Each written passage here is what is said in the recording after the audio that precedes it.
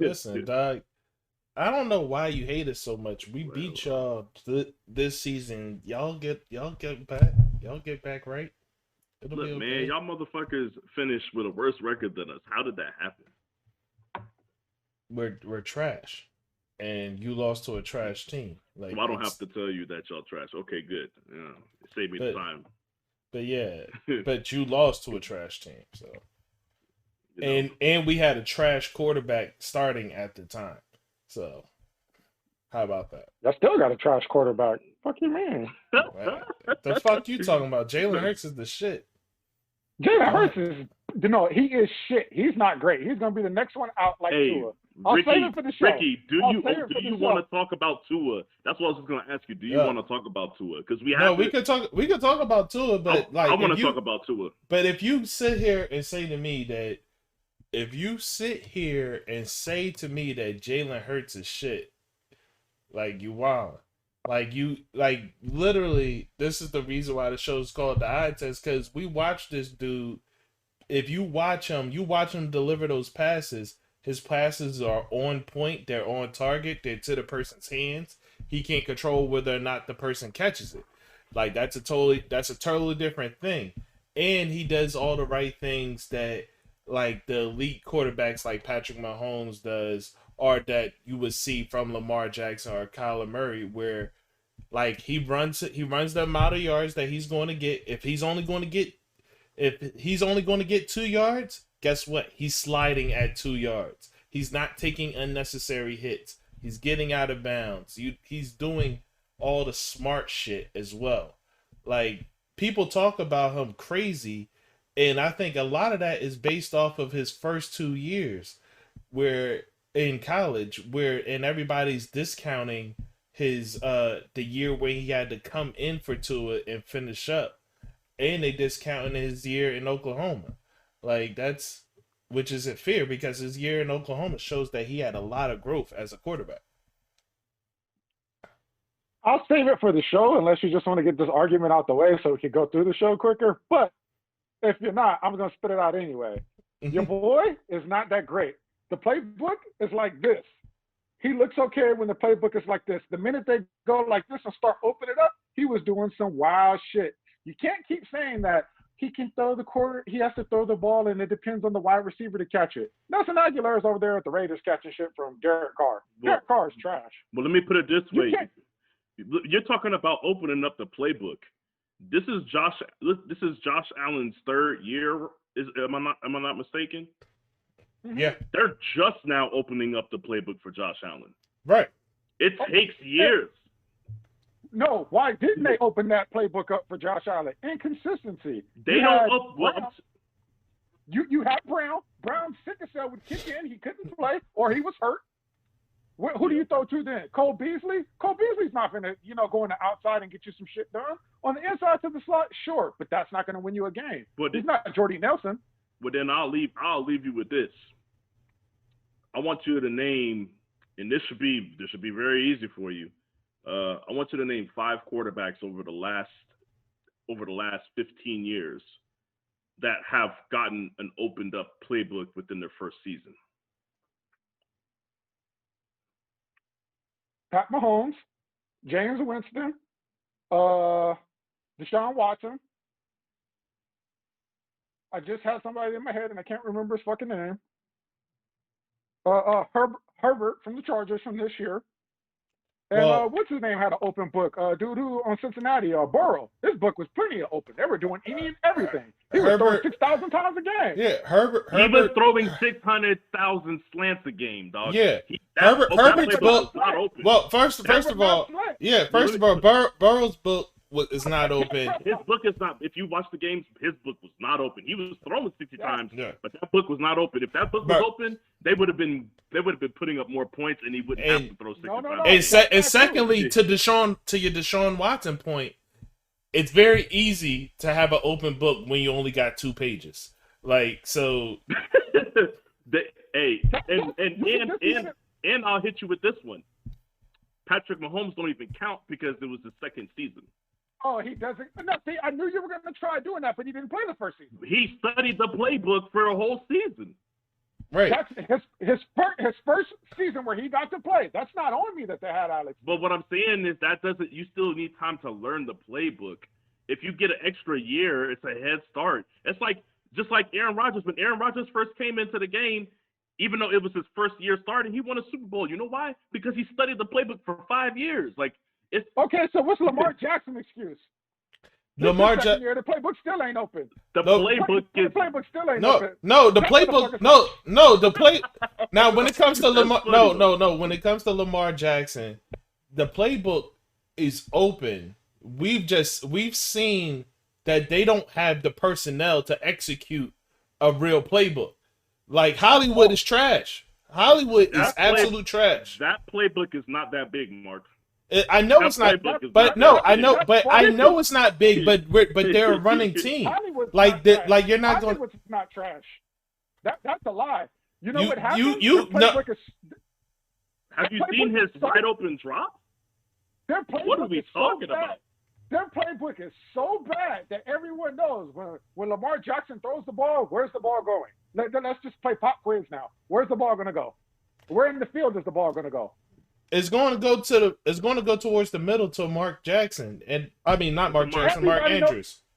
No, it goes to the middle every time. He can't throw to the sideline or any of that. Once you start doing that, things start opening up a little bit more. But you know what happened to Lamar? Lamar said, "You motherfuckers gave me COVID. Y'all talking shit. I'm running this ball now." And then shit got to crack. No, he said, "I'm running this ball now because you guys got 40 fucking drops out here. What's good with you?" Like he was like, "I'm done. I'm done." No, like listen. I really need the NFL to start tracking drops because these motherfuckers. No, like you can look them up, but you're not. But it's not a track stat it's not an official NFL. It's not official NFL track stat. So like I need the NFL to officially start tracking drops because I promise you, if they did, you would see Hollywood with probably 20 this season. And then you would see Mark Andrews, who was his best receiver by far. He had at least 12. Here's something interesting though. If you go look it up, you know they have more drops last year than this year. Yeah, that's what they said. I'll let you in on a little secret here, Ricky. I'll let you in on a little secret because this is something that me and Mark did at the beginning of the season. We were trying to track drops for certain players and things like this. We found 3 different sources with 3 different numbers for drops. Yeah, it's very inconsistent.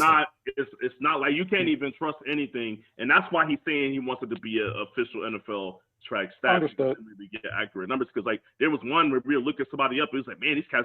I think it was like Deontay Johnson, and this is like halfway through the season, and it was like one shit said he had 12 drops, one of them said he had like 5, and I'm like, that's kind of a big gap to like. Yeah, that's a huge gap. And if you watch the games, how many has Deontay Johnson had?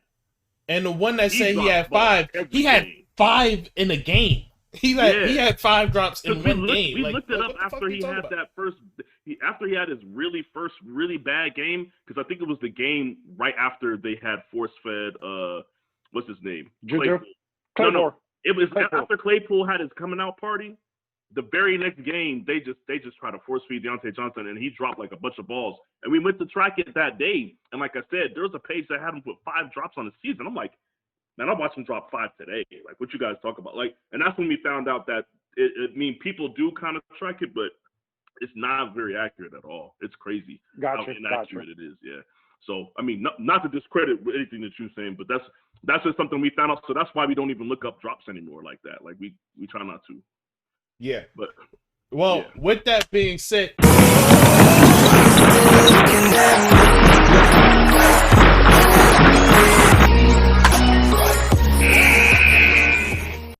Yo, what's going on, everybody? Welcome to the Eye Test. I'm your host, Mark Coles. I am with Shawn Redacted and Ricky. What's good? Anyway, my last name's Scott. Yeah, that's right. Name's Scott. Rickey Scott. I'm not gonna keep having this conversation with Mark every week, yo. He just don't get it. Listen, he's not very smart, guys. Fam, he's not really smart. He don't get it. He don't pick it up. You're gonna have to understand. You created this, so your name is Shawn Redacted. That's it.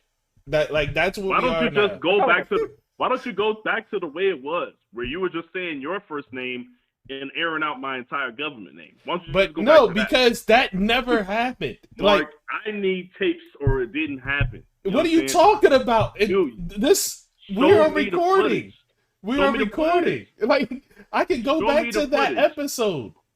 Like, Show I me can the go footage. back to that episode. Like, Do it doesn't that, Sound matter. man. redacted, sound like a dinosaur. Yeah, dog, just This guy's understand. Stop killing calling me, him man. that. Just understand you're Shawn Redacted now. That's it. This shit's Like, crazy, bro. But yeah, anyway, welcome to the show where we question what you see on the stat line with what you see with your eyes.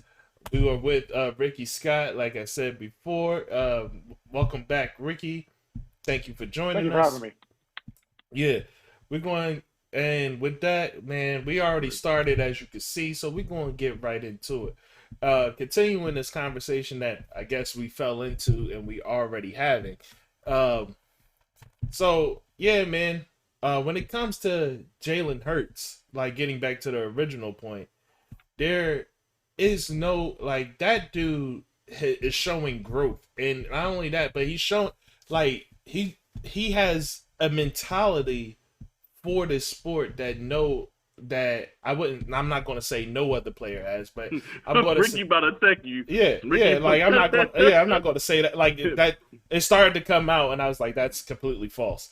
But like, I'm going to say he has a mentality that's perfect for this sport. Like this dude, like just look at the guy that he's replacing. You have a guy that he's replacing that can't handle any form of competition. Anytime there's somebody that does something better than him, or somebody that's underneath him that could possibly take his job or whatever, he folds. Like he folds like laundry. It's crazy. But you look at Jalen Hurts, who had his starting job taken in Oklahoma, took it with pride and was chill, came in for the guy that replaced him, performed excellent, and the guy still got the job, and he didn't bitch or moan. He just went to another school, improved his game, put up numbers that was right on par with Justin Herbert in his final year, and then comes back, and now he was he's in the NFL. Heisman. He was in the Heisman talks, man. Yeah, he was in it. I mean, he was like the Heisman finalist, wasn't he? Yeah, I'm but not mistaken. yes, Yeah. he was a Heisman finalist. But in my opinion, that particular year being in the Heisman talk was pointless because, like, it was Joe Burrow and everybody else was so far beneath that. Like they it were just just didn't visitors, you know. Yeah, they were just spectators. Yeah, like you're just here. Like all the other finalists was because like we need to have two other people here. You guys really don't have a shot. So like it just wasn't. But point being, he had an excellent year his final year, and that was with a whole new school. And then he comes to the Eagles, performs admirably, and with terrible talent, and now we'll see. Hopefully, we'll see what he does next year. I don't know if he'll be on the team next year, or what his future may hold. Honestly, I do want better for him than Doug Peterson and the Eagles. Yeah. So, Ricky, man, I'm gonna let you respond before I respond. So, I know you want to say what you got to get your shit off, Ricky. Go ahead. That boy's trash. It's easy to look good when it's very easy to look good when you're on a failing team, especially when there's nothing else you can do but go up. Like if you just decide, hey, I don't want to get sacked 60 times in the first fucking quarter, you're already looking better than Wentz. That's not very hard to do. So it's like one of those things you guys are excited over somebody that's just being average. I don't understand where you're getting all this, oh, we have this great talented person. We're going to go to that just sounds like Eagles fandom, because nobody else that's not an Eagles fan is talking like this for this guy. They're like, oh, he's out there performing, he ran a few times, but a like, couple of passes. Like, Mark, like I'm going to respond, Mark. I got it. I'm going to respond. So here's the thing that you're missing, Ricky. Now you threw out words out there that Mark never used. Nobody's talked about how talented he was, because there's always going to be guys that are more talented. Um, there's certain players in this league that play quarterback that do all the little things right, and that's what propels them into where they're, into the upper echelon of quarterbacks. Um, I'll say this: people forget, like, when you talk about arm talent and just talent in general, Peyton Manning was not the most talented quarterback. He did not, like I've said this before, he did not have crazy zip on his balls. He did not pause. You know what I'm saying? He could throw a deep ball, but he wasn't gonna, he's not gonna laser one in there or squeeze something in there. There's a whole reason why he used to get up and come to practice, come to the games 4 hours early and run his routes with his receivers, because everything was based on timing.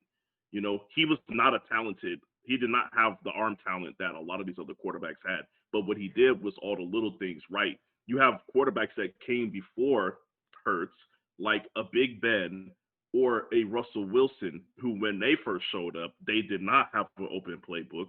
But what you could see in that time where they're playing with the reduced playbook is, hey, they make the reads. Hey, they get out of trouble when the trouble comes. They know how to they elude pressure pretty good for somebody that's under duress, right? They protect the ball, meaning they don't go out there and just sling a bunch of interceptions. They throw the ball away when they need to. They slide when they need to. They get out of bounds when they need to. A lot of people shit on Russell Wilson in the level of play that he had when people started praising him the first year, because people were like, yo, he has this defense. They snuck into the playoffs at 7-9. They had the catch play against Green Bay where people felt like they shouldn't have won that game. They shouldn't have even been in the playoffs in the first place, and they felt like the defense and the running game was carrying him. But guess what? What the actual experts saw was, yes, all of that is true. Yes, the playbook is reduced. Yes, he's being carried by these guys, but those little things that stop your quarterback from fucking up a game is what he had already. Now, granted, Russell had the talent leg-wise, he had the talent arm-wise. He could do all these things. He could make plays outside of the pocket. Yes, Hurts can't do what Russell Wilson does. Hurts is not Big Ben, who's a walking statue where P just shreds tackles off of him. But guess what Jalen Hurts does better than a lot of these young cats that come out in their first season? Shut the fuck up. He does all the professional quarterback shit.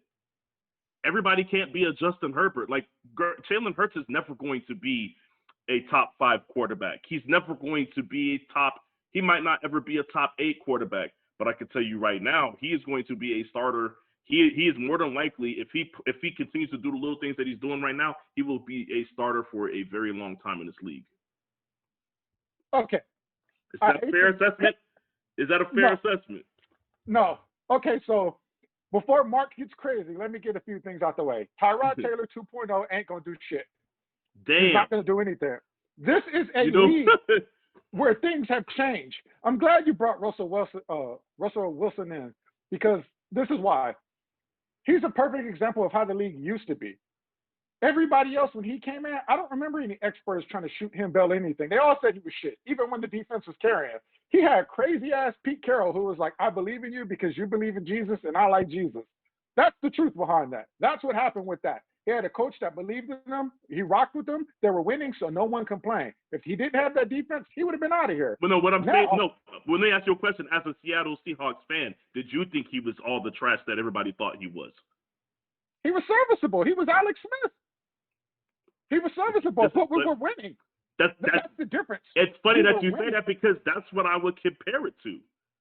I won't compare it to Go that, ahead. because this is the difference now in today's league. You don't have that type of time. If you're not winning now, you're the fuck out of here. We've seen so many quarterbacks come in and out, unless they get lucky and get put behind somebody like an Andrew Luck, or like you get put on Belichick's team where you get to sit behind Tom Brady this whole time, where you get people like your quarterback, who I won't name, Looks like You fool's can gold to name me. them. You can No, name them. I don't talk filth. I'm respectful. Oh, come on, don't do that. Yeah, don't. I'm not gonna accept that I'm shit gonna from a say that. fucking Seahawks fan. That's what they're for. I won't But go say that. ahead. You filthy Go man. ahead. We beat y'all. But that's beside the Go point. ahead. But that's the problem that we're having. We're in a time now with football where there is no time. You either fucking win now, produce now, or you're out the door. We're on to the next talented person. There's too much talent coming in from college now. But everybody wants to get on. But see, what you fail to realize is, number one, he's playing for the Philadelphia Eagles, where it doesn't matter what you do there, you have unlimited time. So why is Carson Wentz looking out to be out the door? They should have.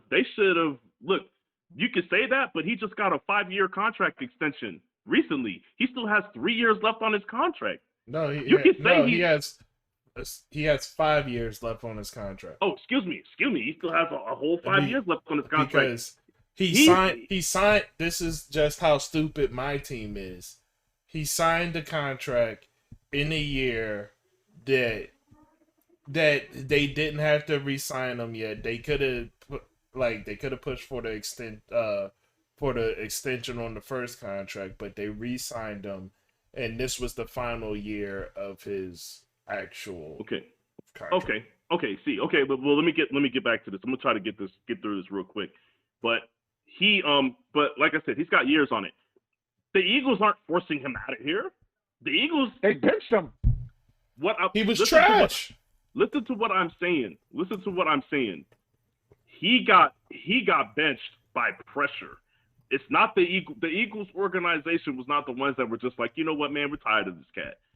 And even if you say that, right, it doesn't make sense for them to sign him for 5 years and then the very next year be like, yo, he's gone. Like what I'm telling you is he still has gotten more time than I feel like he should have gotten. Now he's gotten more time than what most other quarterbacks usually get. What I'm saying is the time span for a quarterback to produce in Philly is a little bit longer than it is everywhere else. Yes, you're still on a leash. Yes, you're not. It's not a 2-year thing. They're not going to keep you for 2 years and then trash you. But I will say this: when you talk about the way the league changed, another thing that changed in the league, Ricky, is offense. A lot of these offensive coordinators, a lot of these teams have young offensive coordinators that have changed the game to where it's, hey, we're trying to make it more of a league where your playmakers make the plays and not the quarterback. There's a reason why somebody like Mitch Trubisky could put up numbers. There's a reason why Alex Smith can throw for almost 4,000 yards in a season. You know, it's because these offensive coordinators design these playbooks so that the quarterback, if you get a quarterback that can protect the ball, then you have a chance to win. Because they're gonna just put the playmakers in position for them to do all the dirty work. You over here talking about Josh Allen not being all that. Guess what, Josh Allen? Whoa! I never said Josh Allen wasn't all that. Well, not that. What I'm saying, Josh Allen. but we're talking about how the difference between Josh Allen having Stephon Diggs there and having these other guys there. Like the offensive coordinators are just putting these guys in position to look good. Like, we're going to let the playmakers make the plays. You just got to get on the ball. Like, I think Josh Allen's stats this year is above what his actual ability is. I think if he did not have the offensive coordinator that he has right now, then he would not, even with Stephon Diggs, he would not put up these numbers this efficiently. But that's why you see a lot more efficiency out of the quarterback position today. It's because offensive coordinators are no longer looking to throw to the outside all the time and take those 50-50 chances. They're throwing to slot receivers or outside receivers on crossing patterns over the middle to get them to catch a 5-yard pass to take it to the house. It's like, how many times have you seen a game where they're like, yo, this quarterback has thrown 40 times and only attempted a pass past 15 yards like 3 times. It happens every game. Jalen Hurts does not have to have the arm talent as everybody else. He just has to be able to be a cerebral quarterback, which I believe he is. He's more cerebral than people are giving him credit for, man. What does that mean? That's all I see from him. His best plays are those run plays. That's it. I'm tired of seeing the running quarterback like Lamar Jackson. What I'm saying is that's throw the ball. That's the thing. You're saying that's his best plays. I'm saying that just because he can't make something happen out of nothing with his arm does not mean that he cannot be a good quarterback in this league. This is my thing. You just now proved why he's going to probably just bounce out. He's never going to be on a team where he has that offensive coordinator. Philly don't got it. If they had it, I guess Carson Wentz would be serviceable, right? So what's he going to do? He's in a place where they got a guy that you guys just said had a 5-year contract that's probably not going to go anywhere. So they're going to trade him now. I can't speak to the offensive coordinator that they have now. All I'm telling you is I looked at a lot of trash here's a better question. Since we talking about it, who's better? Tua? Who do you think is better, Tua or Hurts? That's like asking me like glad bags or hefty. Like shit. You know what, Mark? I'm gonna let you talk to him. I don't know if you want to continue with this topic or if you want to go somewhere else, man. I'll be fair. I'll take Hurts in that one because Tua is bad. Like, do you see what I'm saying? Tua is bad. And why would you take Hurts over Tua? Because he turns the ball over less.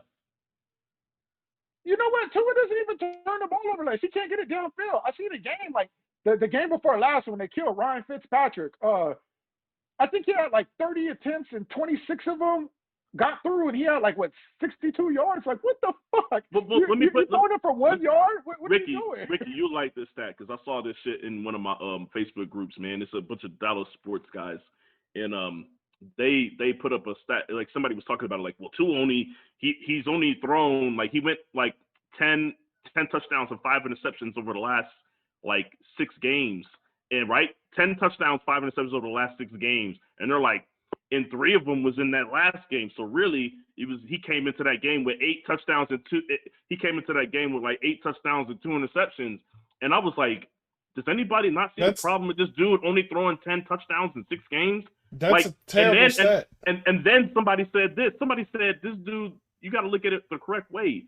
Say it right. He threw 10 touchdowns and 5 interceptions, throwing 5-yard passes. Yeah, like. How are you throwing in that many interceptions with the passes that he's throwing? The short passes that he's throwing. Like, perfect to your example, Ricky, he's not throwing downfield. He's getting picked off. He's getting picked off when they're trying to make the playbook easy for him. I think Tua's got about 2 more years in him before he finds somebody's bench. I think he was drafted too high much. Thank you. They invested too much. He's drafted too high. He's drafted too high. No way. But man, you know what looks bad, Ricky? Is when you have Fitzpatrick have the year that he was having, and then you bring Tua in, and then he starts having the year that he's having, and then every time they go into the fourth quarter down by 3, they sit Tua to bring Fitzpatrick in. This is insane. Like, I don't know what the hell they're doing out there in Miami. But even like. Them pulling him out in the last 2 drives of these games lets me know that they think he's trash. But the fact that they continue to let him start lets me know that they have to because they invested too much. Well, it's not that they have to. It's more so. Oh no, they don't have to. But you know the politics of it. It's all about the politics of it. That's why I said 2 more years. This always comes down. You know? These type of these like you and I have discussed this. These type of decisions when it comes to people Blake like Bortles. Tua. These type of decisions comes down to. He almost got to a Super Bowl. Don't say like that. He's Blake Bortles. Almost got to a Super Bowl. Hey, the sun shines on the dog's ass every once in a while. That's what they say, dog. Look, Blake Bortles, where is he? Can you tell me where he is? He's still in the league, but I'm just asking you, do you even know where he is? Wasn't he on the Rams? Didn't he go there and Jalen was like, I don't know where. Like, I'm like, see, you're taking too long to tell me where he's at for a guy that just was 3 years removed from almost going to the Super Bowl. Listen, Tua ain't even got there, and he's got a defense. Miami was like looking better than the Steelers defense at one point. Man, and he still couldn't fine. You're telling me the fact that you're telling me that I'm disrespecting Blake Bortles by saying Tua is the same is enough for me here. Mark, your thoughts, Tua. What's your thoughts on Tua, man? I don't think Tua's it. Like, I don't know. Like, I didn't really think he was it coming. Like, I didn't think he was it coming out neither. Like, honestly, when I can't put my finger on exactly what it is about Tua that made me say like, nah, I'm cool, but like it was just always something about him that I was like, I'd rather not go near that guy. But then especially him coming back from the injuries, I was like, yeah, that's dumb. Like like that's dead beat. I'm not taking that flyer on a guy that essentially was broken and then like you glued them back together and I'm Man. supposed to believe in that. Like, no. Well, he had all the red flags, Mark. He had plenty of time to recover, right? He said he wasn't going to do anything for the combine. Yes, people are going to be like, well, he was injured, and you could he was like, I'm not doing any parts. I'm not doing a Wonderlic test. I'm not doing shit. Y'all try. Hey, I don't know if you've ever been through a house buying process, but whenever a motherfucker is selling the shit as is, part of the process is if they're selling as is, you are not allowed to go see the house. And they selling to a as is and saying you can't see the goods. You can't visit this man. You can't put him through no workout. You can't even see him throw the ball. It's like, dog, y'all still gonna take him that high? Okay, fuck it, man. Y'all asking for it, man. Everything, all the red flags was there. Remember, after he got healthy, this man was healthy enough to play probably week 3, and they still didn't bring him in. What position was he drafted in? He was like, hell if I know. He was like 2 or 3. He wasn't that high, was he? Well, it's Miami because Justin Herbert was. Let me look. Miami was one of those top picks. That's what I'm saying. Yeah, pick 5. Yikes! I wouldn't even pick 5 on that. Okay, Yeah. 5 is still too high. 5 is still Way too high. too I honestly thought that maybe if somebody took a flyer on him in the first round, it'd probably be like 15, 17. And yeah, I personally thought that nobody should even 17? take him. I feel like nobody. If somebody, that's what I'm saying. I thought 17 would have been jumping out the window. I'm saying I don't think anybody should have taken him to late second round. He should have been drafted where Jalen Hurts was drafted. That motherfucker wouldn't have been drafted ever on my board. Yeah, see, but I didn't want him either. I wouldn't have wanted him either. But I mean, it is what it is. Like Tua. No. He would have been great for y'all on the Niners. He would have been great. I would have loved that. That would have been like the best. Why? Pick ever. Because we have one of those offensive coordinators. Look, man, all you got to do is just give somebody the ball. Give somebody. Don't worry, we'll run the ball 40 times. Just give somebody the ball without turning it over. That's the problem, man. That's what makes me so upset about my team, dog. The offense is there. All you have to do is not turn over the ball. And in the 1 or 2 games that we ask you to finish out a fourth quarter for us, that's all we want from you. And we can't even get that out of Jimmy G. I'm not going to go on a Jimmy G rant, but I want this motherfucker gone. And Mark, I'm going to tell you right now, I hope Jerry is listening to this shit when it come out. Because I'm telling you right now, Jerry better stop messaging me, telling me that that he's hearing rumors that the Niners are interested in Wentz. Because Jerry is going to have to fight me, Mark. We're going to have to fight if he don't stop this shit, man. Yo, I hope to God that you get Wentz. If he speaks this shit into pray. existence, we're going to have a problem. I pray that happens. Nah, man. Nah, I'm telling you right now. There's going to be all kinds of hat tossings. Yeah. Slams on the ground, all kind of shit. I'm not going to throw my shit away, but you're going to get a video out of me. Yeah, I pray that happens. That'll be phenomenal. That'll be and you know what would be even better if the trade involved George Kittle. That would be great. Why do you hate me? Why do you hate me? Like, why do you hate me? If y'all gave up Kittle for Cart, oh man, boy. I said I wasn't gonna burn things. If that happens, I'll burn stuff. Like at that point, I'm protesting. You know what I'm saying? I'm boycotting. At that point, I'm boycotting. But no. That'd be crazier than Hopkins for Johnson. That'd be one of those types of trades. And that's the problem. I can't even sit here and tell you that it'll never happen. I can't even say that anymore in today's NFL. Oh, that'd be amazing. Man, they shipped off Todd Gurley for pennies. I swear, and I promise you. So in my Dynasty Football League, Facebook group, these fools said, okay, now that the season's over, this is the last year that we're seeing Todd Gurley, right? I'm like, oh my God. Like, and I hate to say it, it's a legitimate question. But I told him, I was like, no, me and Mark, he's because of how highly he was drafted, somebody's going to take a flyer on him forever for the next 3 years. But should he even be a starter in the league? He had a good first half. No, he didn't. He had a decent first half. He had some really, really, really lucky goal line carries. Like he couldn't run the ball. He's not explosive. He can't. Oh no, none of the talent. He's talking about stat-wise. Stat-wise. Okay. But I was going to say, you better with Caleb Balazs at this point. If you got Matt Ryan throwing the ball for 45 times a game to every receiver on the team, you better be able to get some type of fucking stats off of that as a running back. Like, you better at least average 4 yards a carry. You know what I'm saying? Like, I was. Todd Gurley has a better chance at playing quarterback with Cam Newton than being a running back in the NFL at this point. He's done. He's done. It was such a sad conversation to have, man. It was. I was like, but me and Mark said the time that he came back, like we said that he might be done.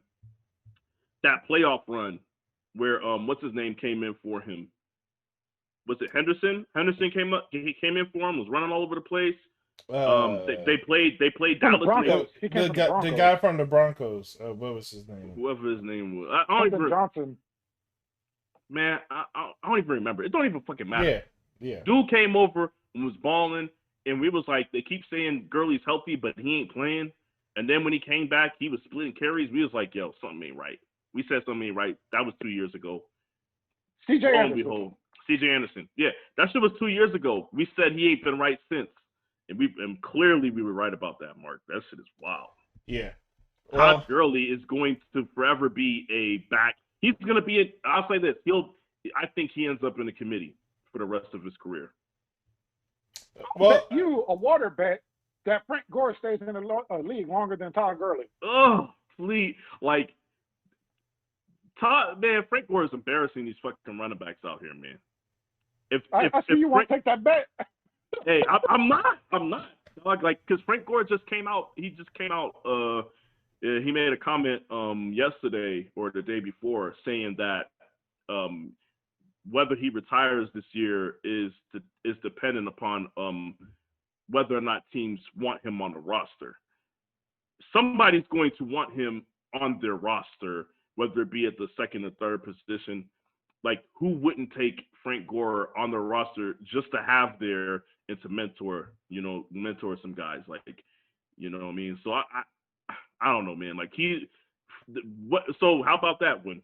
Let's what do you got that? What has the better odds? Frank Gore ends up on a roster as a starter before Todd Gurley? Oh, Frank Gore is not going to be a starter anymore. Because honestly, he shouldn't be. He shouldn't have started this year. Well, that's not true. That's not true. Frank Gore should have He should have been the starter for the Bills. Devin Singletary's trash. So, like, he should have been the starter. You talking about last year when he was with the Bills? Yeah. No, he should have started. Singletary is trash.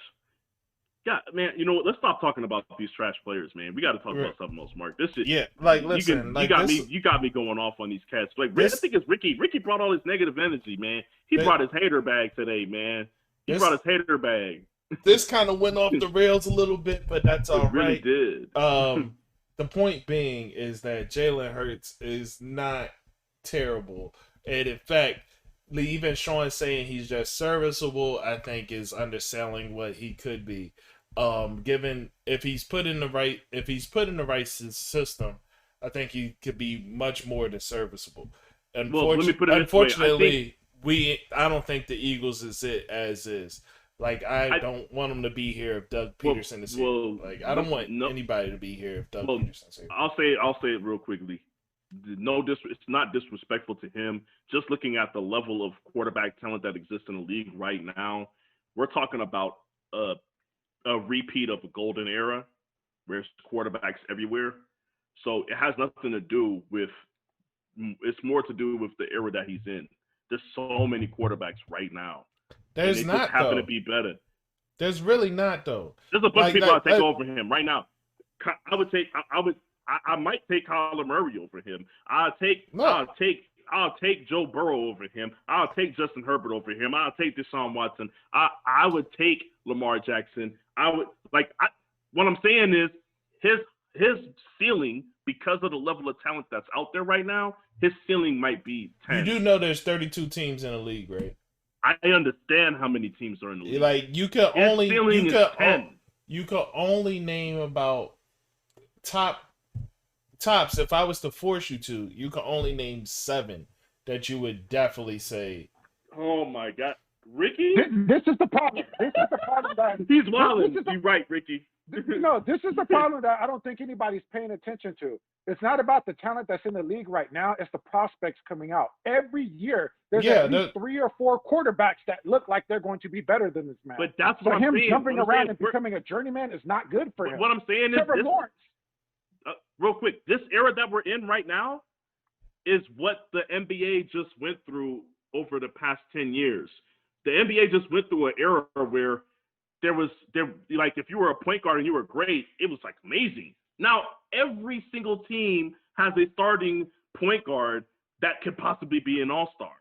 That's what we're looking at, right? That's what's happening right now in the NFL with the quarterbacks that we have, the quarterbacks that are coming out every year, Ricky, to your point. That's what I'm saying. Like, even if he gets to the point where he's 30 years old and he just has a better edge because he does all the little things right, he's Alex Smith. He's Alex Smith. He will get No.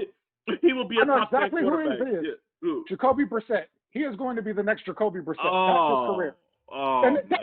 That's not really a knock. If he shuts the fuck up, he's a good locker room dude. He'll get chances to play, showcase himself. But when you turn those keys over to the car, he's not going to do very much. But no, but even that, like the Jacoby Brissett thing, that's not even fair for him because when they turned it over to him in Indy, every wide receiver went and got hurt. Like the entire team went and got hurt, and he was playing with nobody, and he still somehow led them to an 8-8 record when it was just him and nobody else. Barely missed the playoffs by a game. Yep. Yeah, like they barely missed the playoffs by one game, and it was him by himself. Nobody else was gone all year last year. like you know what I'm saying? Nobody else. You wasn't with me. Like you wasn't with me in the gym. Like nobody was there. Like one bed, one cot, one pillowcase. I'm not that gonna was sit just here. it. Like, I'm not gonna sit here and hype up Jacoby Brissett though. I'm not. No, I'm not. I'm not trying to hype him up. I'm Jacoby just trying to say. I'm just trying to point out that like when we talk about certain people, like in the NFL, certain play like where you're drafted at and all that stuff, you get a lot more opportunities for the stars to align for everything to work out for you. When you're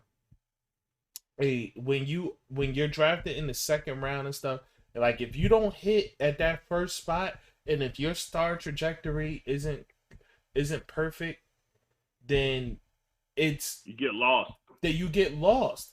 And with Jacoby Brissett, like his one shot, everybody got hurt, and then it was like, okay, it didn't work out, and it was like that's not his fault. They damn sure brought in Phillip Rivers' sorry ass really fast. Yeah, and I was like, everybody scratched their head like Phillip Rivers.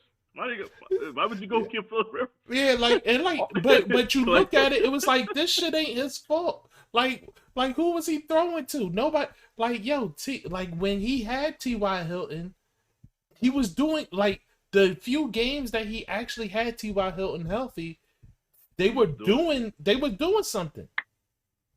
So why won't you give your own boy Carson Wentz any bill? Who the fuck can he throw to? Everybody's hurt.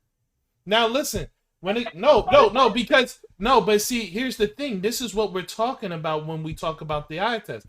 Because with Carson Wentz, yes, like because two things can be true. Yes, everybody's hurt. Yes, your offensive line is hurt. But what is also true, you're holding the ball for 5 seconds. Like, why are you doing that? Like, even if you had a healthy offensive line, why is the ball still in your hand 5 seconds later. Yeah, the times when he has time, he doesn't take advantage of it. And then he's competing. He's trying to win. You don't even believe that statement. You don't even believe that statement. Look at his face, Mark. You don't even believe that. Right. And then secondly, like when I talk about making the smart decision, he's running right and then throwing left. He's literally making a 50-yard pass that has 0-yard gain. Like, that's stupid. That is the dumbest thing to ever do in the NFL. Like, why would you run right and make a pass to the left? Like, that Russell far Wilson to the does it all left. the time. I guess Russell Wilson is a superhero. But Russell Wilson doesn't do what I'm telling you is, yeah, if you're Russell Wilson, if you're Patrick Mahomes, if you're Aaron Rodgers and you have the arms that they have, and you play with the accuracy that they earned the right to do that. They could do that shit whenever they want to. Patrick Mahomes still not a smart play. It's still not a smart play. What I'm saying is, if Patrick Mahomes were to do that, I bet you he wouldn't throw a pick. But it's just because they've earned the right to do that shit. Kuda, what the fuck has Carson Wentz done to earn the right to do dumb shit like that? Carson He's a Wentz, fucking Super Bowl champion. That's what the fuck he's a Super Bowl champion. Does that count? Hey, he got the one who set everything up before. Hey, before his ring. He gets the same ring. They need to start giving out separate rings. Like, he needs to get the same ring that the GM gets.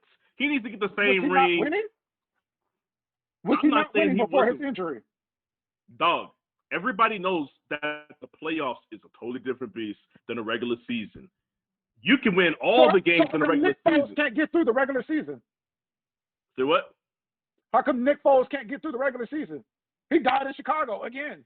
I can't explain that. Eli Manning can't get through a regular season, but if you sneak him in the playoffs, that motherfucker gold. If Carson Wentz would have had a team, of uninjured people, he probably would have did the same run when he got there last year. What was there? Listen. Last year, hey, he was struggling against Seattle when he wasn't supposed to be last year. Let's keep it a buck. Listen, when it comes to Seattle, when it comes to Carson, he struggling against y'all. If you're talking about that playoff game, he played once. He played one series, and the reason why he got injured was his own fault. Again, he had nowhere to go, and he decided to run the ball instead of just getting rid of it. He was being competitive. And guess what? Being competitive got him a fucking every concussion. single time that RG3 was trying to be. Every time RG3 tried to be competitive, that motherfucker tore something. I don't know. Well, he's soft like paper, so that's nothing I can do about that. It's funny that I happen to see a bunch of competitive guys not get hurt. I seen Brett Favre be competitive at 44 years old and still manage to save his ACLs and his head and shit. He didn't save that shit. You ain't seen those copper commercials? He's like, I gotta put this shit on in the morning so I can brush my teeth. That shit worked. That shit worked. Hey, it worked when he was on the field. He was able to go out there and start every single game of his career. Like, what you talking about, man? That's them drugs. You know how them drugs work. They hit him with them shots, and I'm gonna leave it alone. Don't do that. Look, man. So I guess them shots just don't work with Carson Wentz. He's just weak. All right, but listen, man. Tyrod Taylor. Forget. Don't do that. Listen, I gotta get us out of this conversation. It's been going on way too long. It's just gonna get clipped. But go ahead. Listen, what's happened? But in moving forward from this, we're going to talk about quarterbacks that are actually out here doing the right things, and one such quarterback is, well, three such quarterbacks is Drew Brees, Tom Brady, and Russell Wilson. They are making sure that they take care of their guys, take care of their teammates, and getting them the bag. David Moore for the Seattle Seahawks had a 45 catch incentive that was worth $100,000 in a pointless play instead of taking the knee. Russell Wilson decided to do a quick pass to David Moore, get him his bag, and sent him home with a late Christmas present. I'm pretty sure if it was more than $100,000, I'm pretty sure the owner would have probably been a little pissed by that, but it is what it is.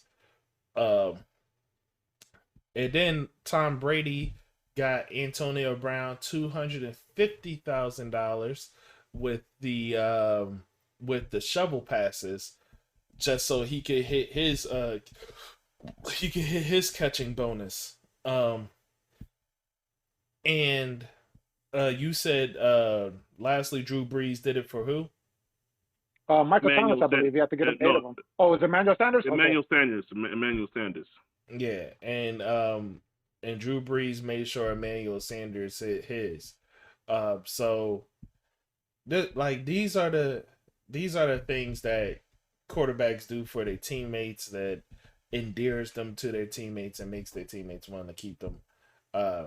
Make sure that they take the extra mile for their quarterback.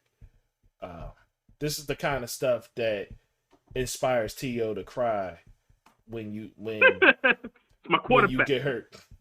It's my teammate. So you know what I'm saying? Like this is how it works, man. It's how it's supposed to be. It's just a little quick one-off I wanted to mention, and we just had to get out of that last conversation. So how you guys feel about that? Quarterbacks making sure that they get their guys their bag.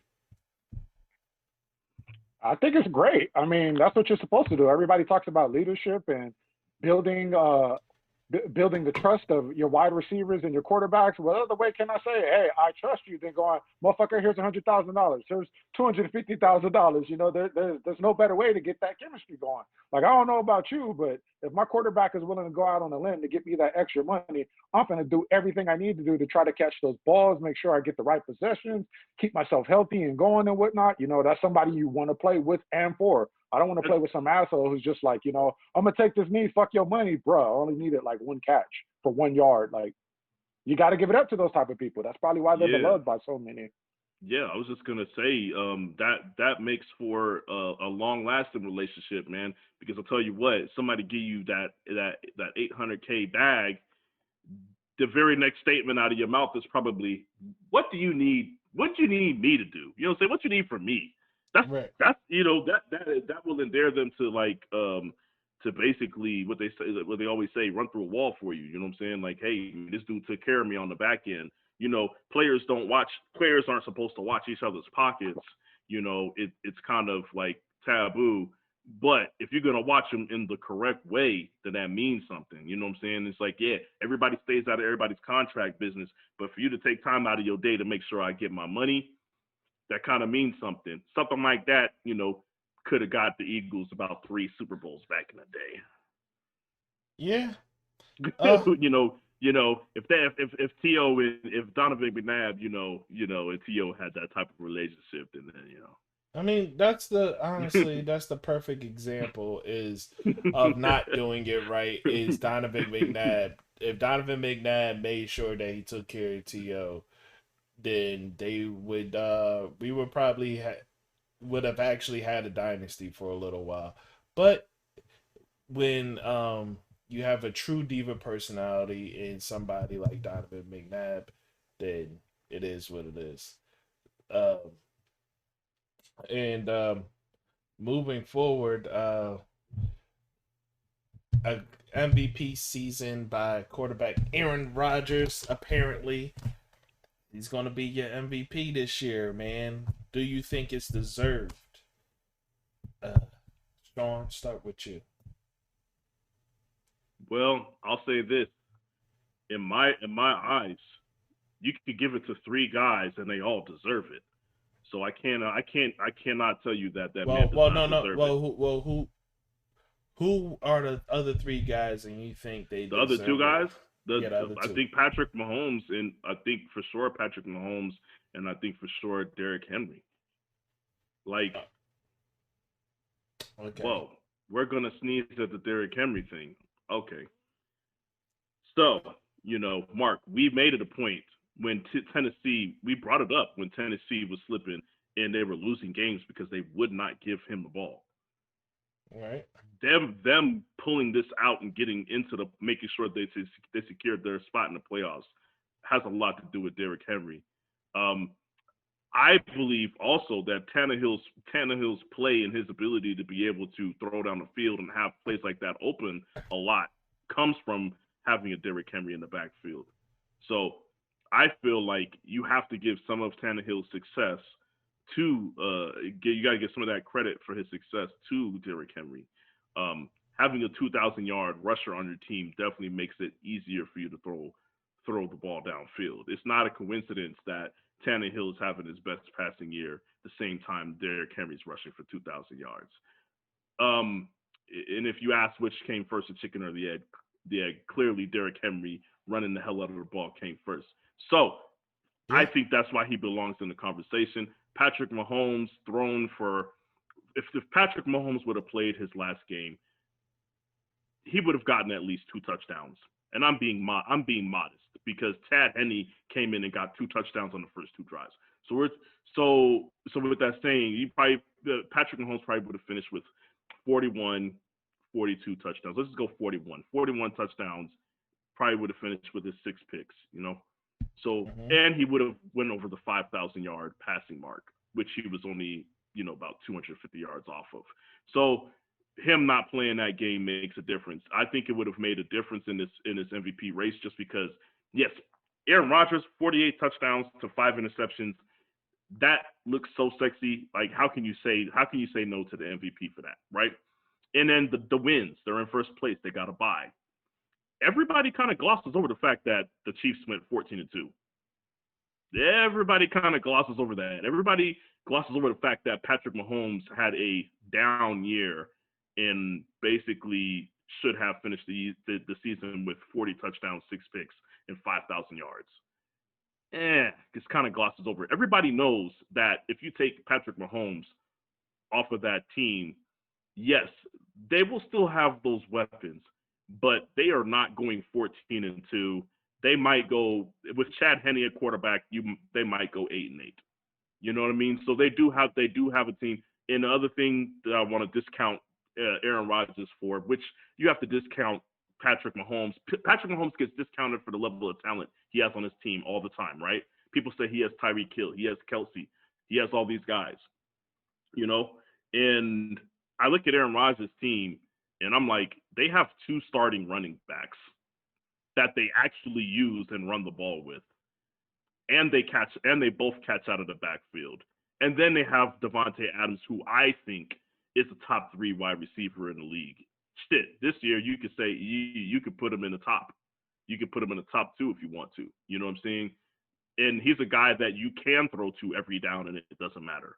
It doesn't matter. Teams know you're going to Devontae Adams, and he still gets targeted 13 to 15 times a game. But with that said, they both, I think their talent levels, as far as the talent around them on the teams, sort of evens out.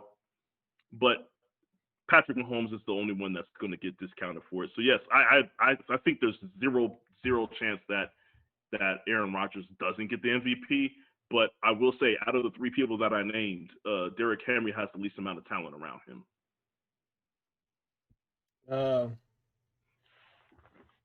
Yeah. Okay. So, your thoughts, Ricky? I know. Go ahead and say Aaron Rodgers. Go ahead. First and foremost, the last time I was on this show, we spoke about this. Everybody had Russell Wilson as the MVP at the time, and I was the one to say, no, you guys need to pay attention to Aaron Rodgers. And here we are.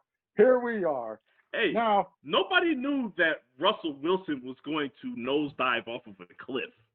Okay, you're a Seahawks fan. Maybe you did know, but we didn't see it. So I'll give you props for seeing it coming. I won't even go into that, but I'll just say this That's much. Fine. You can only force feed it to somebody so much purposely before things go bad. But we'll leave the Seahawks alone. Me and Mark maybe mentioned that last episode. Yeah.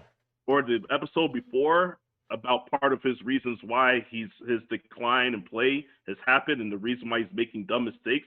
we mentioned it. We said I thought he had something personal going on in his life, but we also mentioned the fact that it probably has something to do with him force feeding DK.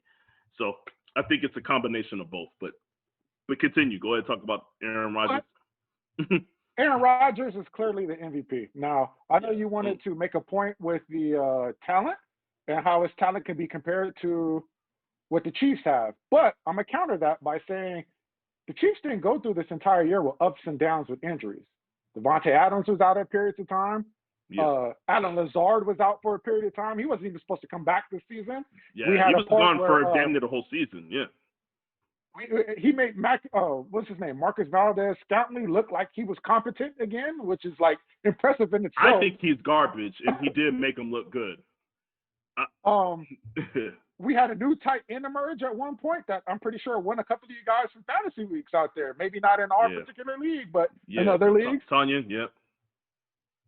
He also had both of his running backs look very great. For whatever reason, Aaron Jones looked great until they stopped using Aaron Jones because he had an injury. Then they ended up going to Jamal Williams. He made him look good. So for him to but Jamal Williams also, I'll say this: Jamal Williams and Aaron Jones, I'll leave them out of it because they looked good last year. They both look good, and Jonathan Williams looked good filling in for Aaron Jones last year as well, though. So we knew that Jonathan Williams was actually a legit running back. But they did a lot more catching out of the backfield this year than they did last year. So I'll give you that. That's fine.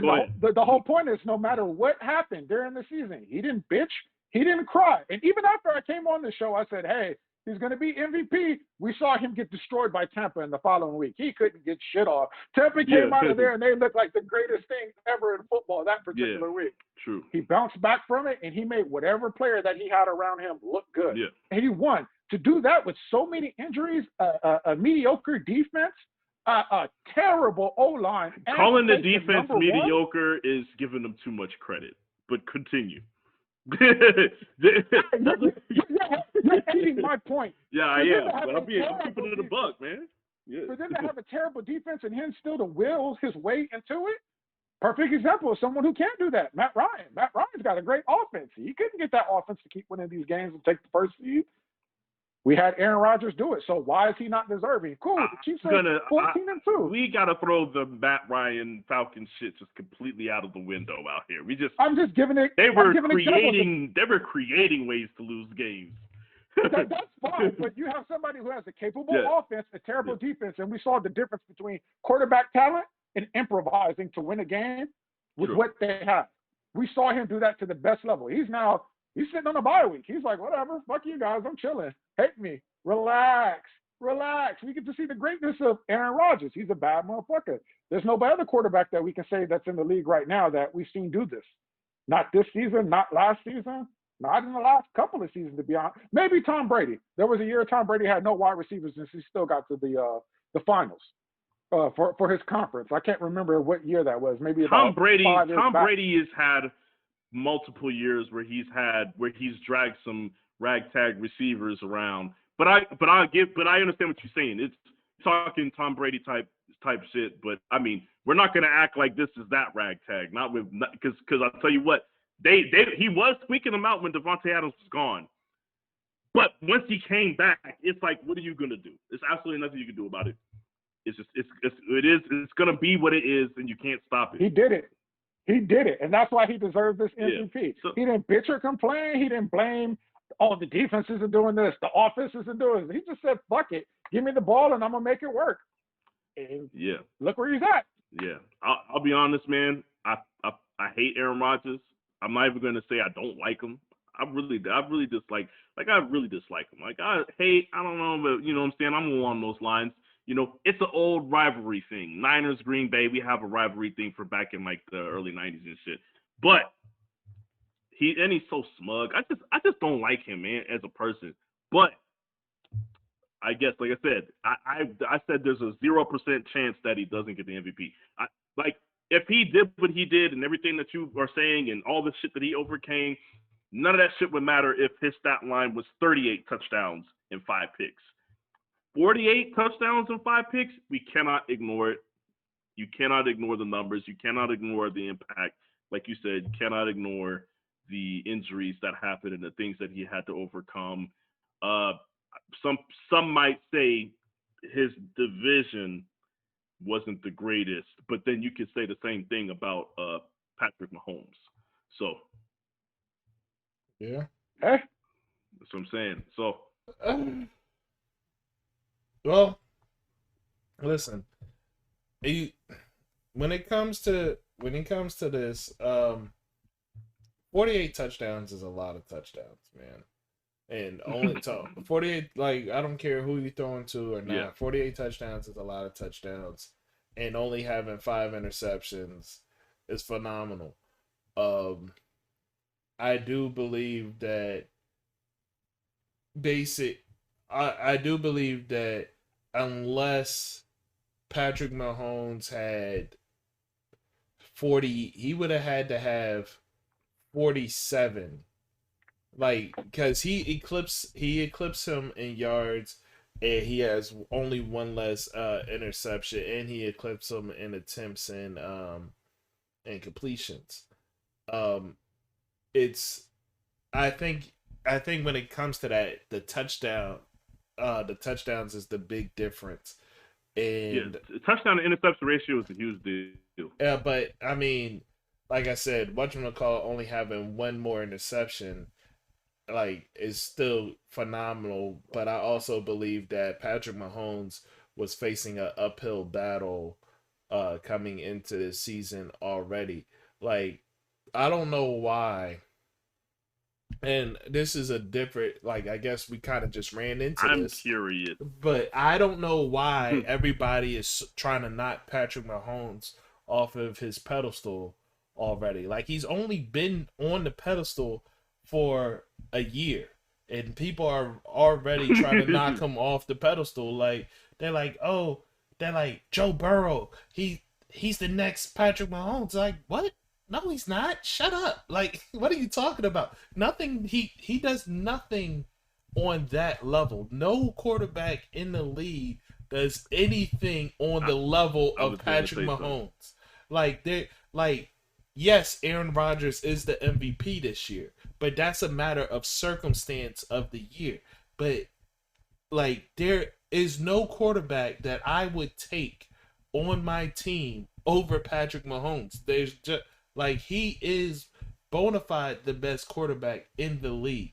And people are trying to count him out and count them out so quickly. You saw the one bad game that he had all season, and it wasn't even a bad game. It the wasn't. one bad, the bad half. Yeah, it was a horrible half. Yeah, like, he had one bad half all season, and people were like, "Oh, like, the Chargers got their number." Like, the people are figuring out the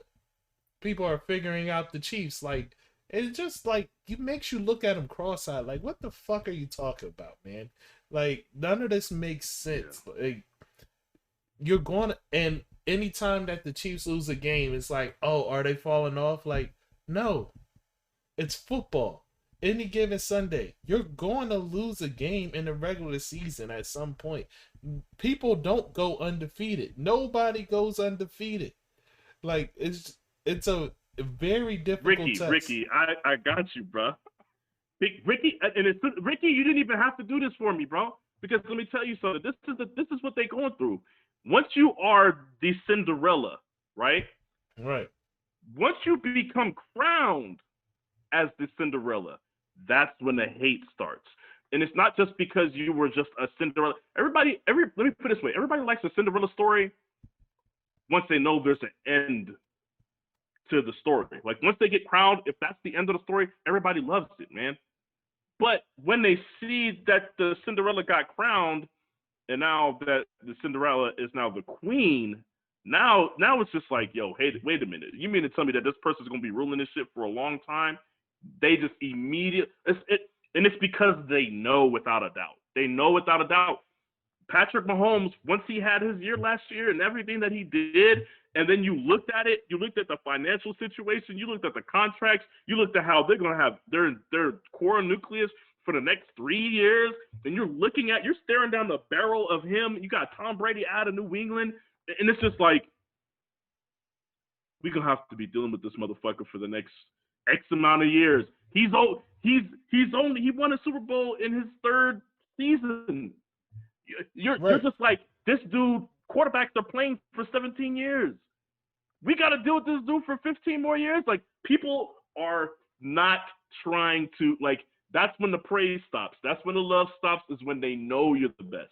Once they know that's it, like, I know Ricky's probably looking at, he's doing it's like, it's a combination of what the Warriors went through, and Steph Curry. Steph Curry gets a lot of hate just from being the best shooter that we've ever seen in our life. Everybody is quick to knock everything that Steph Curry does bad, and they amplify it because they're like, yo, this dude is going to forever get credit for his three-point shooting. People are saying that he's one of the best point guards ever to walk the earth just based off of his abilities shooting-wise. And people don't like it, okay? Yeah. So, yes, Patrick Mahomes, you think they're hating on him this year, Mark? Let that man go to the Super Bowl and win.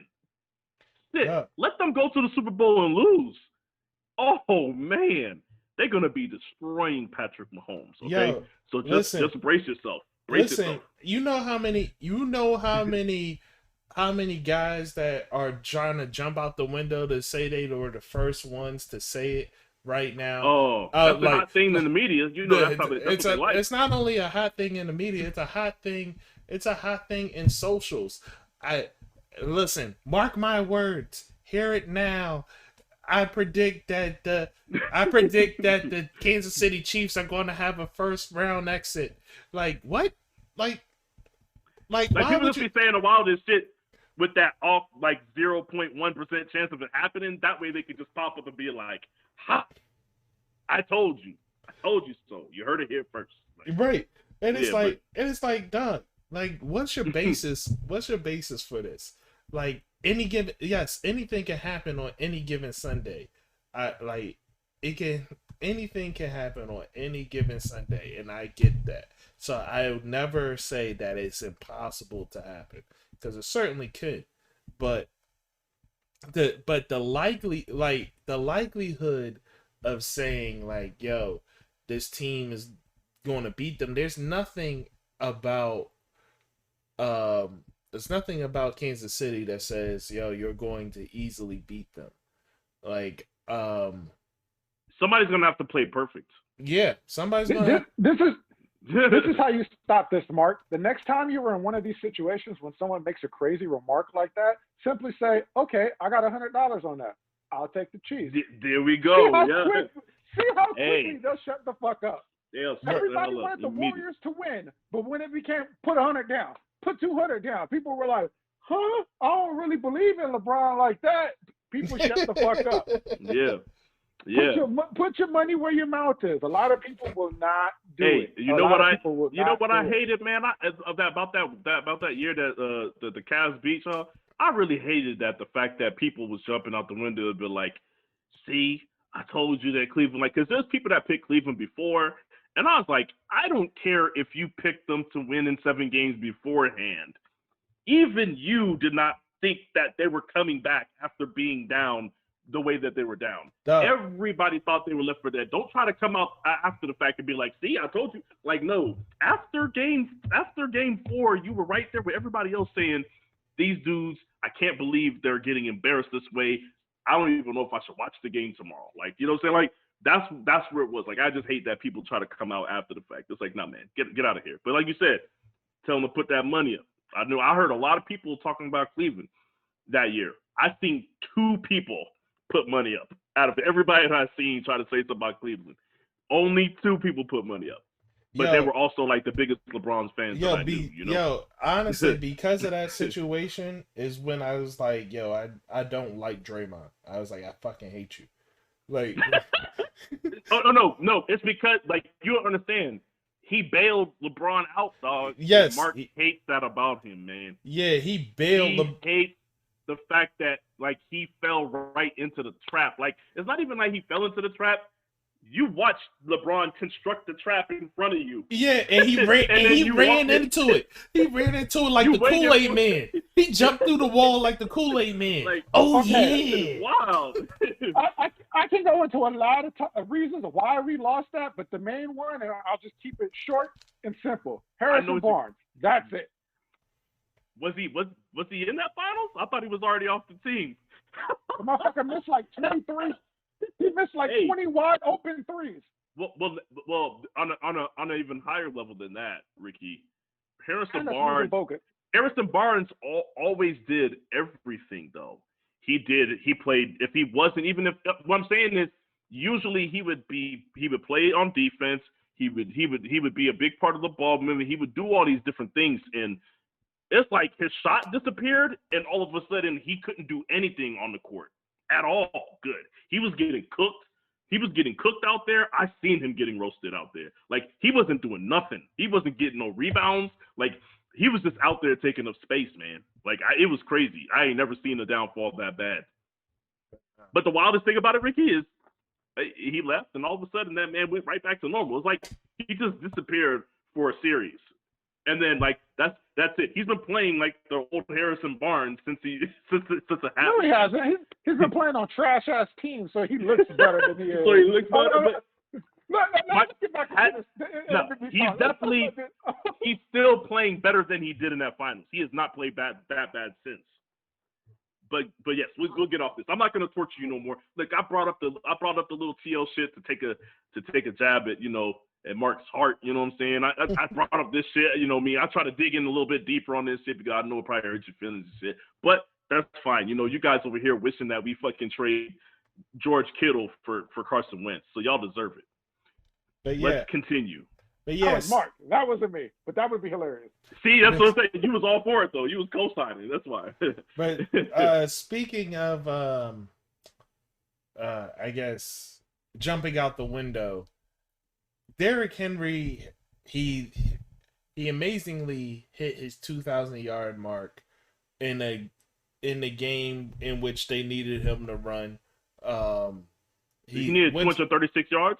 Yeah, but honestly, he could have probably, if they utilized him properly, he probably would have been at like closer to 2,500. If they utilized him properly over the course of the season. Over the course of the season, he probably would have been close to 2,500. Because we spoke about it in what was that game where he had 12? He was at 112 yards on 12 carries, and they lost. And like it was 12 carries for the game, like absolutely ridiculous. Like, yeah, stupid ridiculous. Yeah, like so. But yeah, so Ricky's just shaking his head.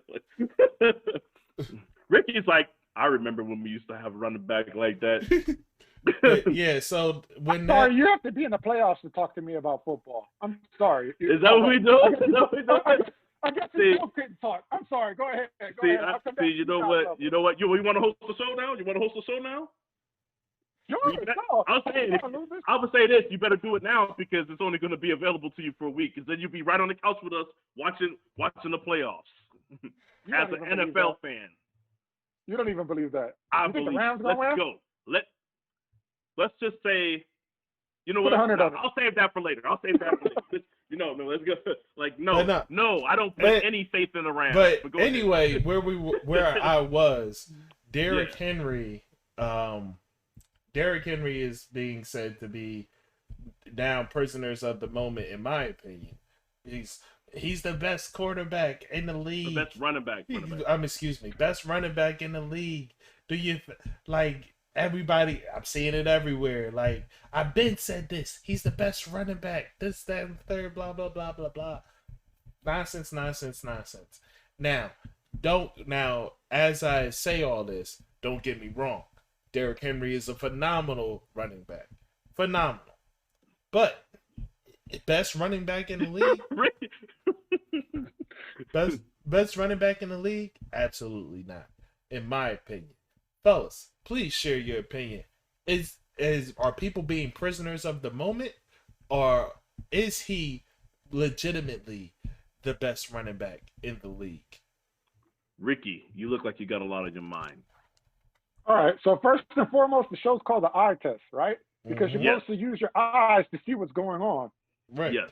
I don't know what the fuck is wrong with people. Derrick Henry's been doing great things. He's been putting up great numbers. But can anybody tell us why he's doing these great things and putting up these numbers? Some people like to say it's the addition of the quarterback and him being able to throw opens up the field. No, that's all complete bullshit. If you guys go back and look at everyone they played this year, they ain't played a goddamn soul. They've got numerous games against the worst fucking run defenses in the entire league. They Starting did from week one. Peep this. They played one good run defense, and that run defense 54 yards. That run defense said it before the game came. We're gonna smack him in the mouth. He used to running over defensive backs. What's he gonna do when he has to deal with a defensive front? And then they shut him. They did shut him down. That was the Steelers. The Steelers is who they played. No. Go look at the Buffalo. Buffalo shut him down too. Okay, well there you go. Like yeah. Like, but I think the Steelers game he had like 70 or something like that. But he had 74. Yeah. Indiana before they had the injuries to everybody on the team on the defense, they kept him to 74 yards. Yeah, that was before DeForest Buckner got hurt and all this shit. Yeah. Yeah. You played Houston twice, the end of the year and the start of the year. You ran the fuck over them. Who didn't? You played against the Jaguars. You ran the fuck over them. Should I pull up the weeks? Go week by week? You don't need to. I know the Jags' run defense is bad, but you go ahead now. What you saying? He's saying he ran for 1,000 yards in 4 games versus the Texans and the Jaguars. You said those 4 games he ran for 1,000 yards. Damn near 250 just against the Houston's last game, though. Yeah. Every year, we always hear this in fantasy football. Am I wrong or all right? You want Derrick Henry at the end of the year. You know why you want him at the end of the year? Divisional games and the defenses are destroyed. People are hurt. People are out. What happened? The Ravens game. What's that dude's name? Kelly, whatever. Their best defensive dude who got hurt this year. Kelly Campbell, I think it is, or whatever. He's hurt against them. They held him down to 24 yards before the fourth quarter when the defense finally just tired the fuck out. Then he got a good 45-yard touchdown. Put him into 100 yards. Cool. You're running over bum-ass teams. You're not doing anything. All right, you guys. I'm going to have these stats here for you. Listen. I'm going to let y'all talk before I bring them up. No, I have it up already. Ricky is correct in saying that in three games he got 750 yards, 760 something yards, and that's two of those games were against Houston. 1 game was against Jacksonville. 2 games against Houston, he had this last game of the season he had 250. The first time he played Houston, he had 212. And against the Jaguars, he had 215. The only legitimate defense that he actually destroyed is the Colts. The Colts is a legitimate defense, and DeForest Buckner was out. That was a huge deal. Yeah, DeForest in the middle of that game. They were missing four starters from off of that line. Yeah. From that whole entire defense. So that's not legitimate. If I'm not starting my best players, that's not legitimate. When you're doing second, third strings, cool. Well, I could probably run over one of them. And they don't did go that far, brother. Don't go that far. But yes, go ahead. Yeah.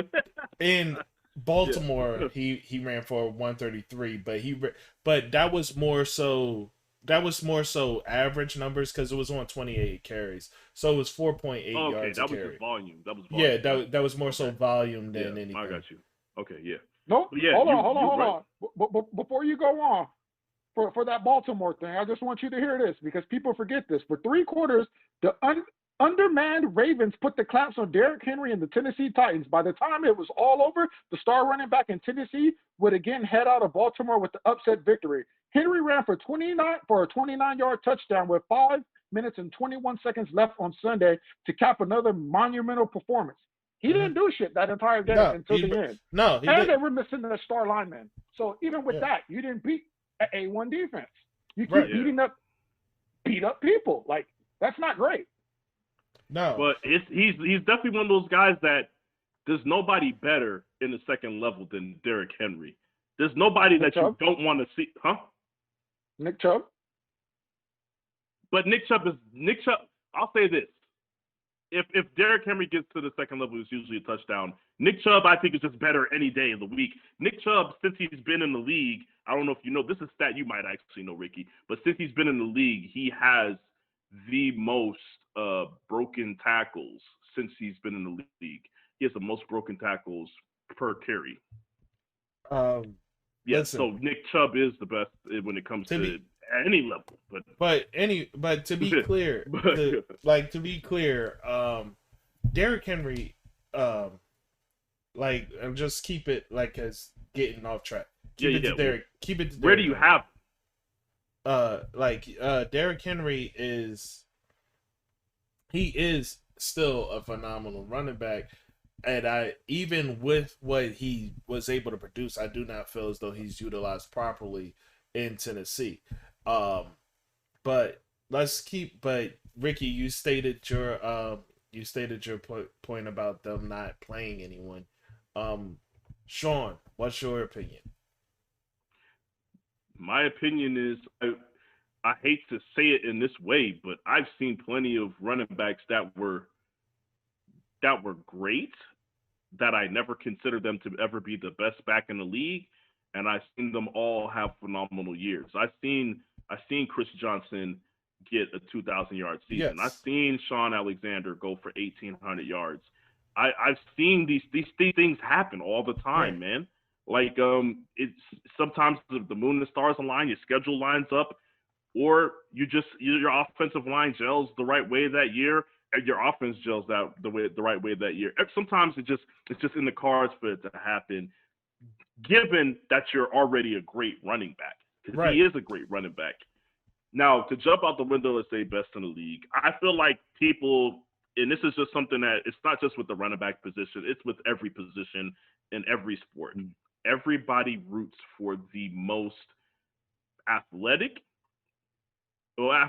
freakish and the most physically freakish people to be the best. People already just want them to be the best because they're physically better than everybody else. So that's why you're always going to have people that are going to root for a guy like Randy Moss over Jerry Rice and T.O. You're always going to have a guy root for, Derrick Henry, who's a big back, who's faster than he should be.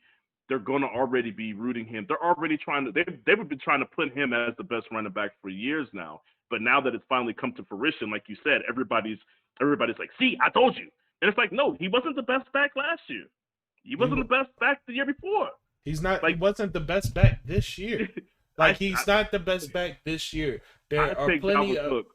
Yeah, there's Dalvin Cook. I'll take Alvin Kamara. Dalvin Cook.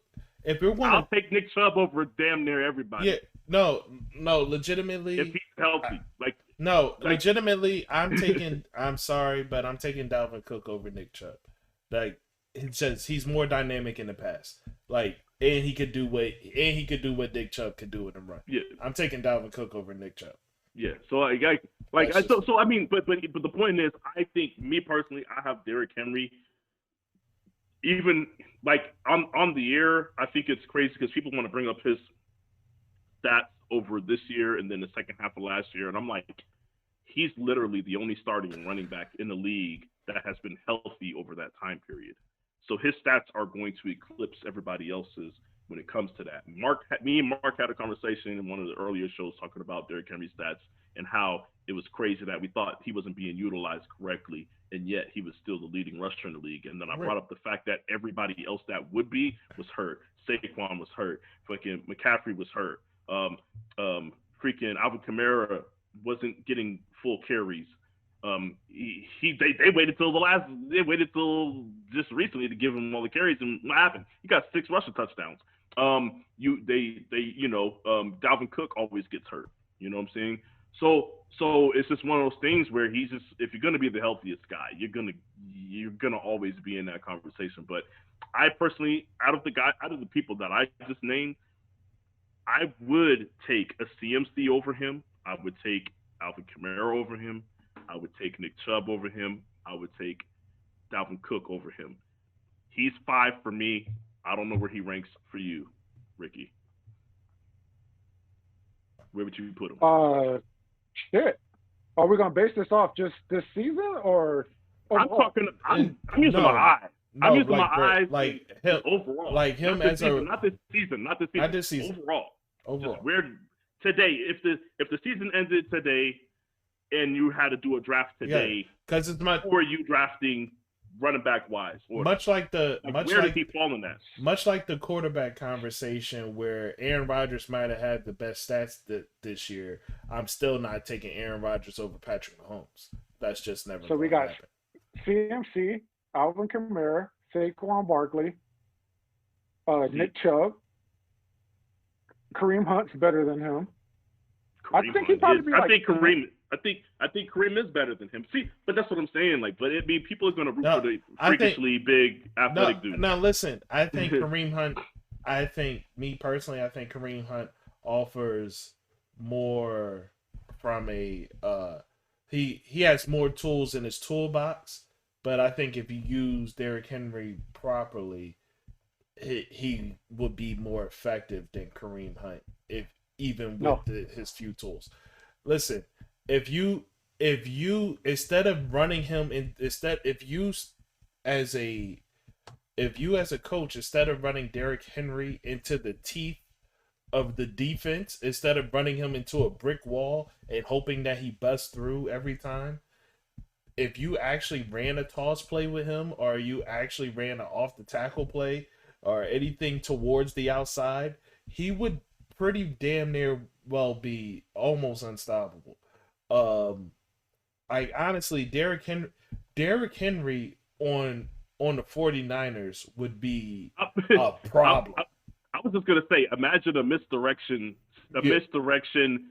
fake end around sweep where whole defense takes 2 steps this way, and then you have Derrick Henry going that way because he's fast enough to get around the corner. Yeah, that's a touchdown. Derrick Henry on the 49ers would be an absolute problem. Like that. Because then when you mix it up, because we do mix it up and run up the middle sometimes. You mix it up and run him up the middle. You see what Mostert is doing when we mix it up and have him run up the middle. It's crazy. So let me ask you this then. What would Kareem Hunt look like on the 49ers? Kareem Hunt. He's taking it to the hizzy, baby. See, here's the difference though. Here's the thing. Kareem Hunt would still look great on the 49ers. Kareem Hunt would still look great. But there's areas where, and like Kareem Hunt would be able to catch out of the backfield and stuff where Derrick Henry can't.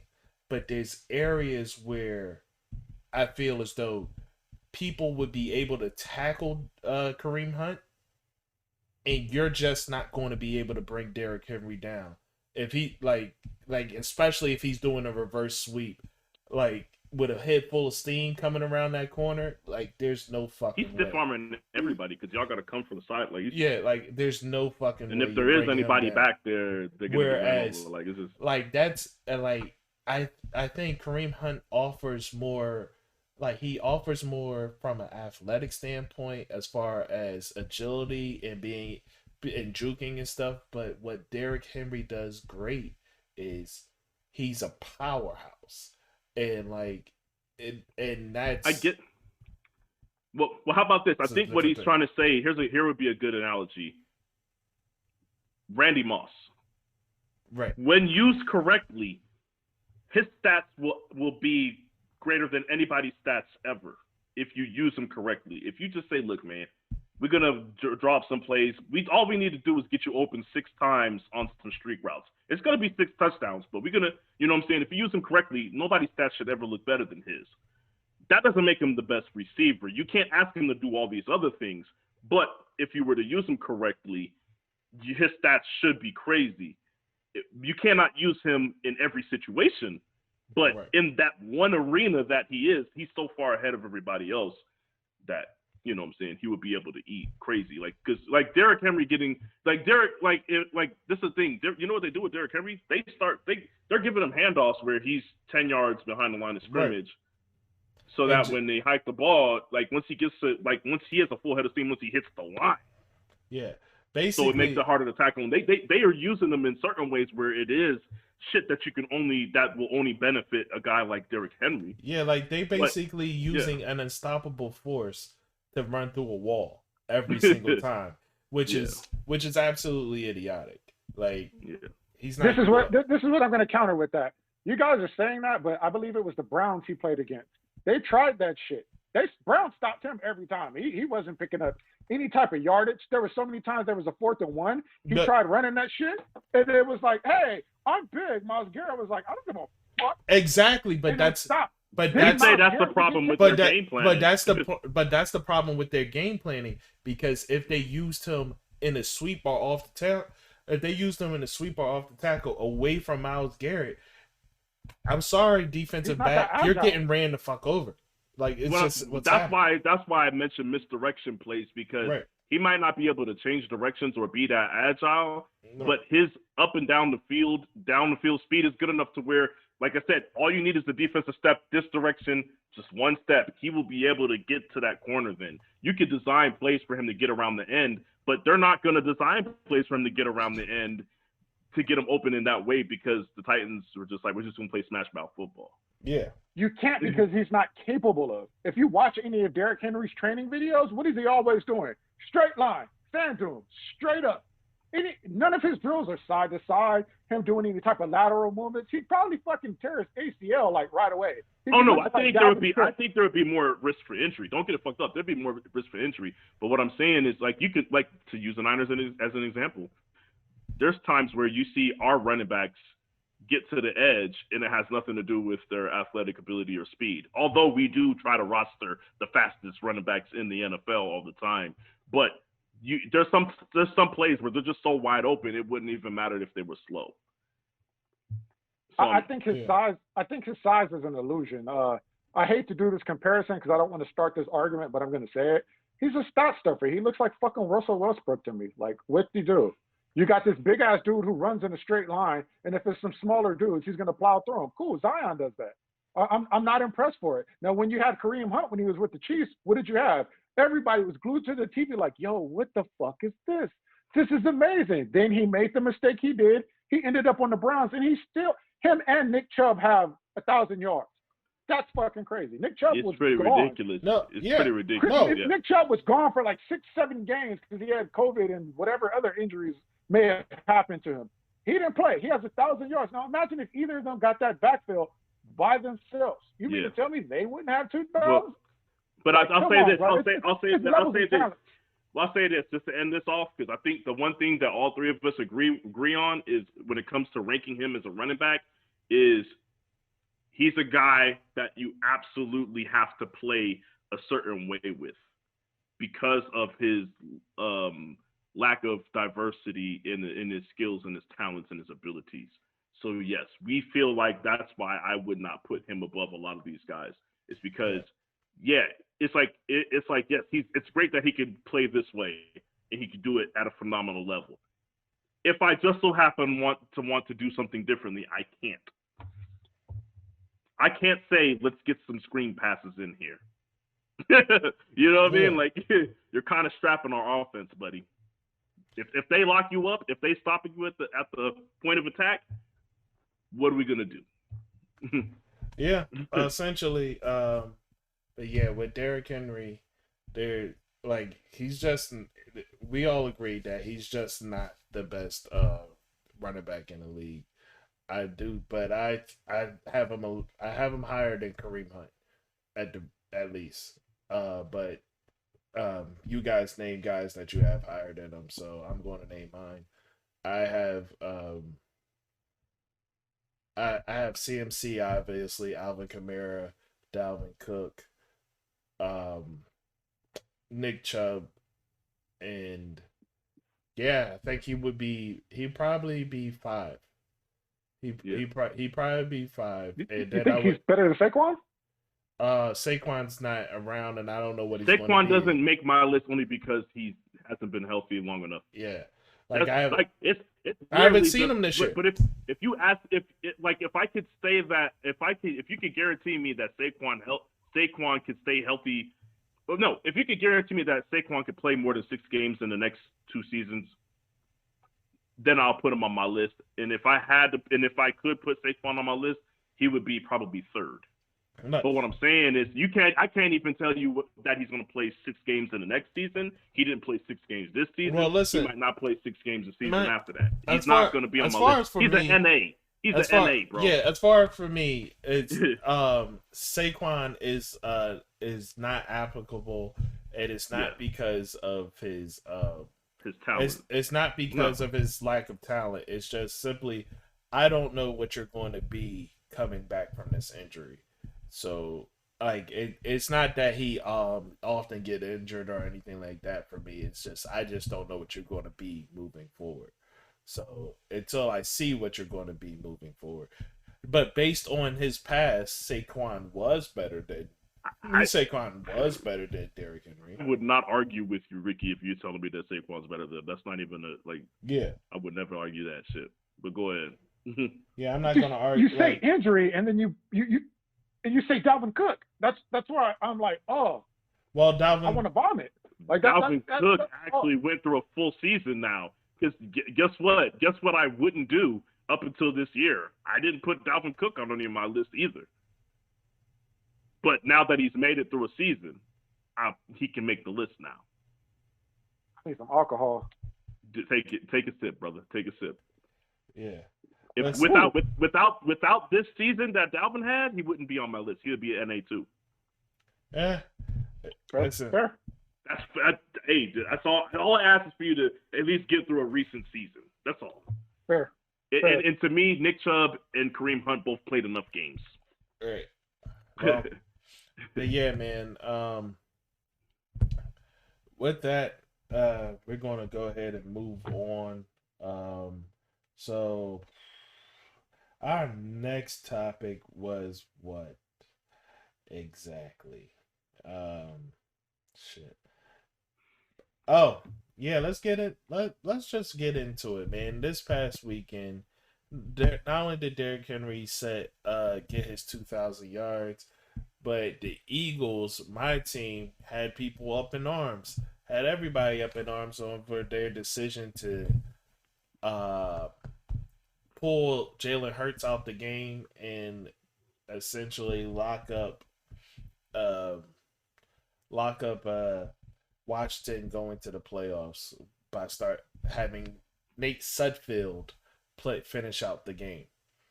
So Giants fans was up in arms, all angry. How dare you disrespect the game like this? I would never think this would happen. How dare you? So I'm just gonna start with you guys and say my opinion for last. How do you guys feel about it? Rick, I'll let you go first. I'm gonna be honest. Giants fans, stop crying. You guys traded Odell. I don't want to hear no disrespect to the game going at all. You guys had Eli Manning for a quarterback for God knows how long. Y'all should have got rid of that motherfucker so many years ago. From the Eagles, I don't blame them. We have nothing to really gain from this. You guys went up in your draft pick for losing this, correct? Say that one more time. You went up in the draft pick. Oh no, yeah. We didn't go up. We stayed where we were. If we had won, we would have went down. We would have went from 6 to 9 or 6 to 10. Then good. Yes, go ahead, Washington. Get to the playoffs. Now I know you have Alex Smith that's damn near broken. And what's that other kid's name that died? He died on the field. That guy as your backup quarterback. You guys got rid of Haskins. Cool. Go ahead. Go to the playoffs. Clap it up for a first round exit. You're more than likely not going to beat Tom Brady. Now your draft pick is going to be somewhere at the bottom, and you're going to have to pick some bullshit because you're not going to get one of these top 3 quarterbacks. I'm fine with that. Let me get my draft pick. Stay where it is. I can figure out what we're going to do. We have our backup that can possibly be serviceable for next season if we do get rid of Wentz, or we can possibly trade him and maybe even get something better out of the draft. Fuck you guys. I'm not here to service y'all. If you guys wanted to get into the playoffs, you would have won some fucking games. Don't put that burden on my back because you're fucking trash. Out of here. I'm sorry. I'm not sorry. That's how I honestly see it. They made an executive decision, and it was the right one. We have nothing to gain from winning this game. We need this draft pick to be up higher. Now, hopefully they use this shit right because we saw who you guys peaked last year, but that's a whole nother story. Okay, so what I will say to add to what Ricky's talking about, man, is what I see is a bunch of garbage bags, a bunch of bags of garbage arguing about who spilled garbage on who. And it's like, but you're already a garbage bag yourself. So I don't, whether there's whether there's a little bit of garbage spilled on the outside of your bag shouldn't matter because you're filled with garbage anyway. But so I do feel that way. I feel like Giants fans should just be quiet. I understand how they feel though, and if they're gonna have a beef with anybody, it can't be with the Eagles. It has to be with if you're gonna take that complaint, you gotta take that up with the league. You know what I'm saying? And you're not gonna get anything from that. So of course they know that. So that's what they're gonna do. They're gonna bitch about the Eagles, and they're gonna try to attack the Eagles. It's a division rival. They're gonna feel that way. Does anybody? Nobody thinks that the Eagles were doing this with the intent of keeping the Giants out of the playoffs. So Giants, go sit down somewhere. Nobody's trying to slight you. If it was the Cowboys, maybe you would have an argument. But you're the Giants, so there is no argument. People don't even hate y'all because that's how garbage you are. Okay, so let me move forward. And but my opinion on it is this: the thing that I had a problem with is the blatancy of this whole entire situation. After it was done, I remember talking to Mark, and I told him straight up, I was like, "Yo, I don't know if I've ever seen a tank move in game on week 17." Now I've seen people say, you know what, we're going to go into week 17. We're going to sit all our starters. We're definitely not trying to win. And usually there's been some moments where teams accidentally win, or there's been moments where they ran the ball 50 times instead of throwing the ball. Anytime it was third down, it could be third down in inches, and they'd be like, and then they'll just run straight up the middle, make sure they don't get it. You know what I'm saying? They'll do it. It won't look like a blatant tank. Everybody knows they're tanking, but it won't be blatant, right? And then you have the Eagles who do this, which off the bat, them starting Jalen Hurts was a mistake.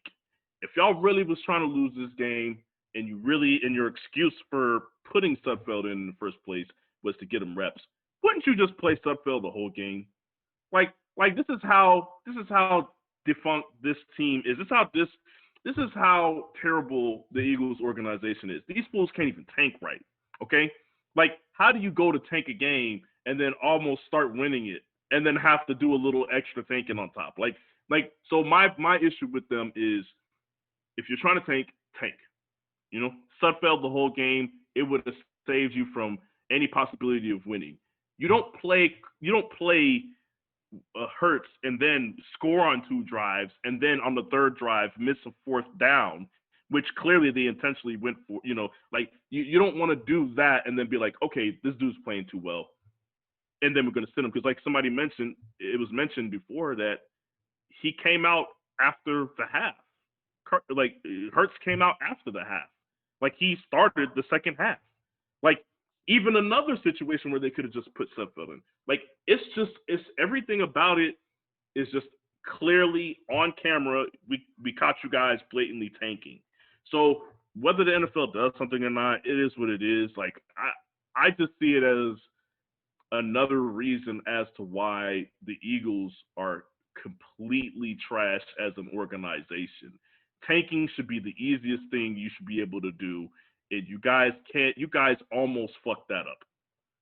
So that's what I got for the tank situation. Mark, what you got, man? What you got? Listen, as far as all this shit, like, Eagles owe nobody anything.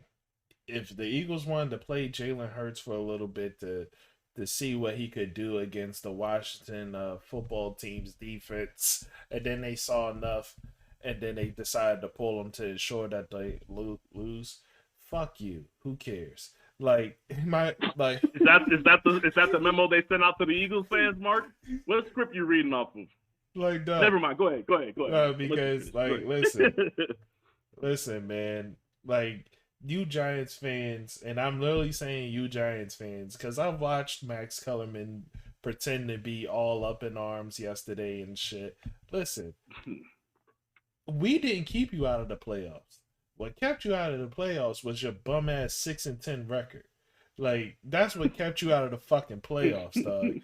And nothing else kept you out of the playoffs. We weren't the gatekeepers. Yeah.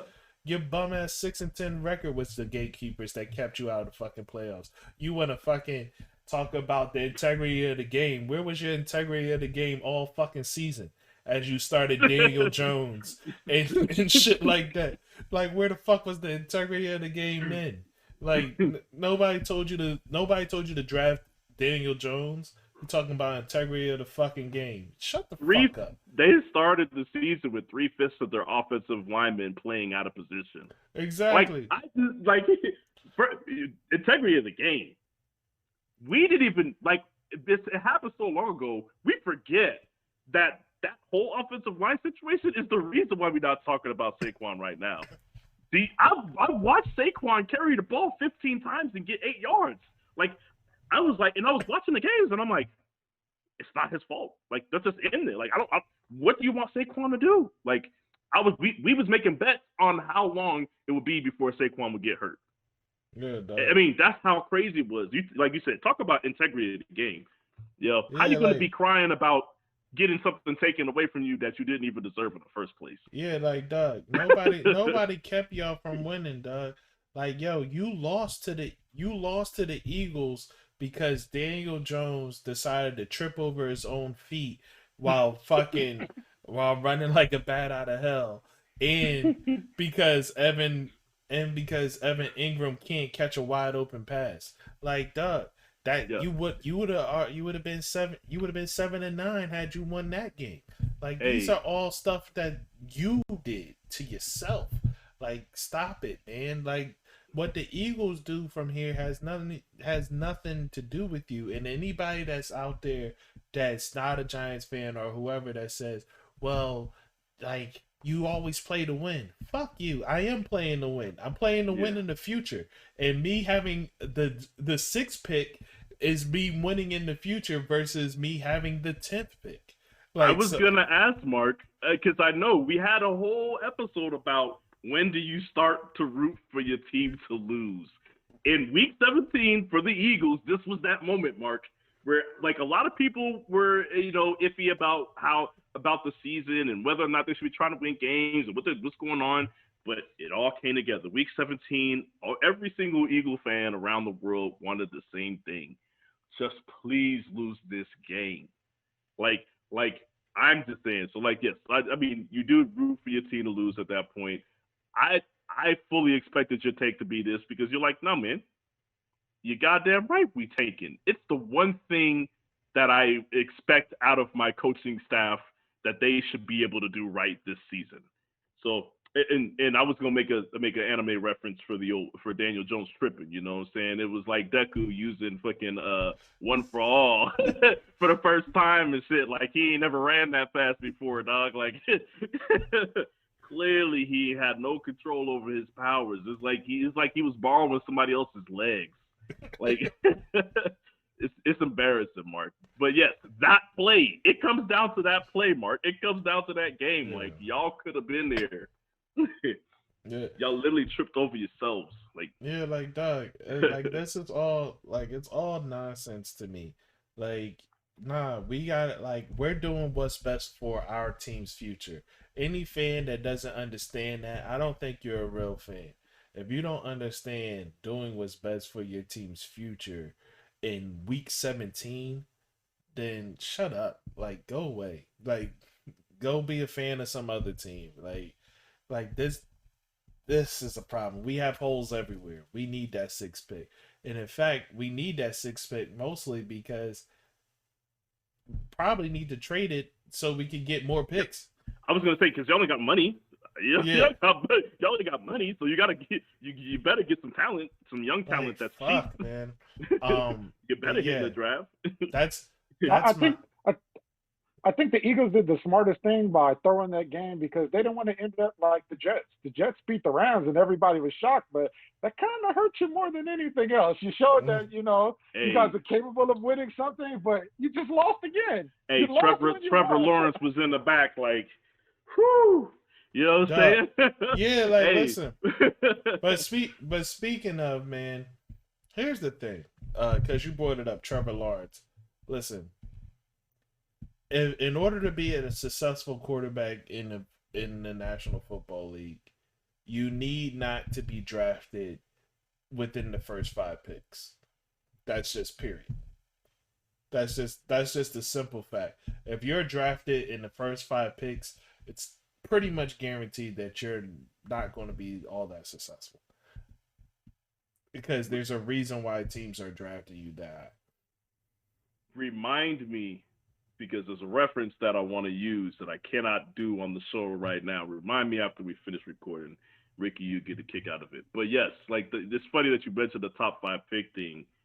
Is there's so many resources that go to that, and there's so much failure in turmoil and basically the dysfunction that has to happen for you to be in line to get that top 5 pick.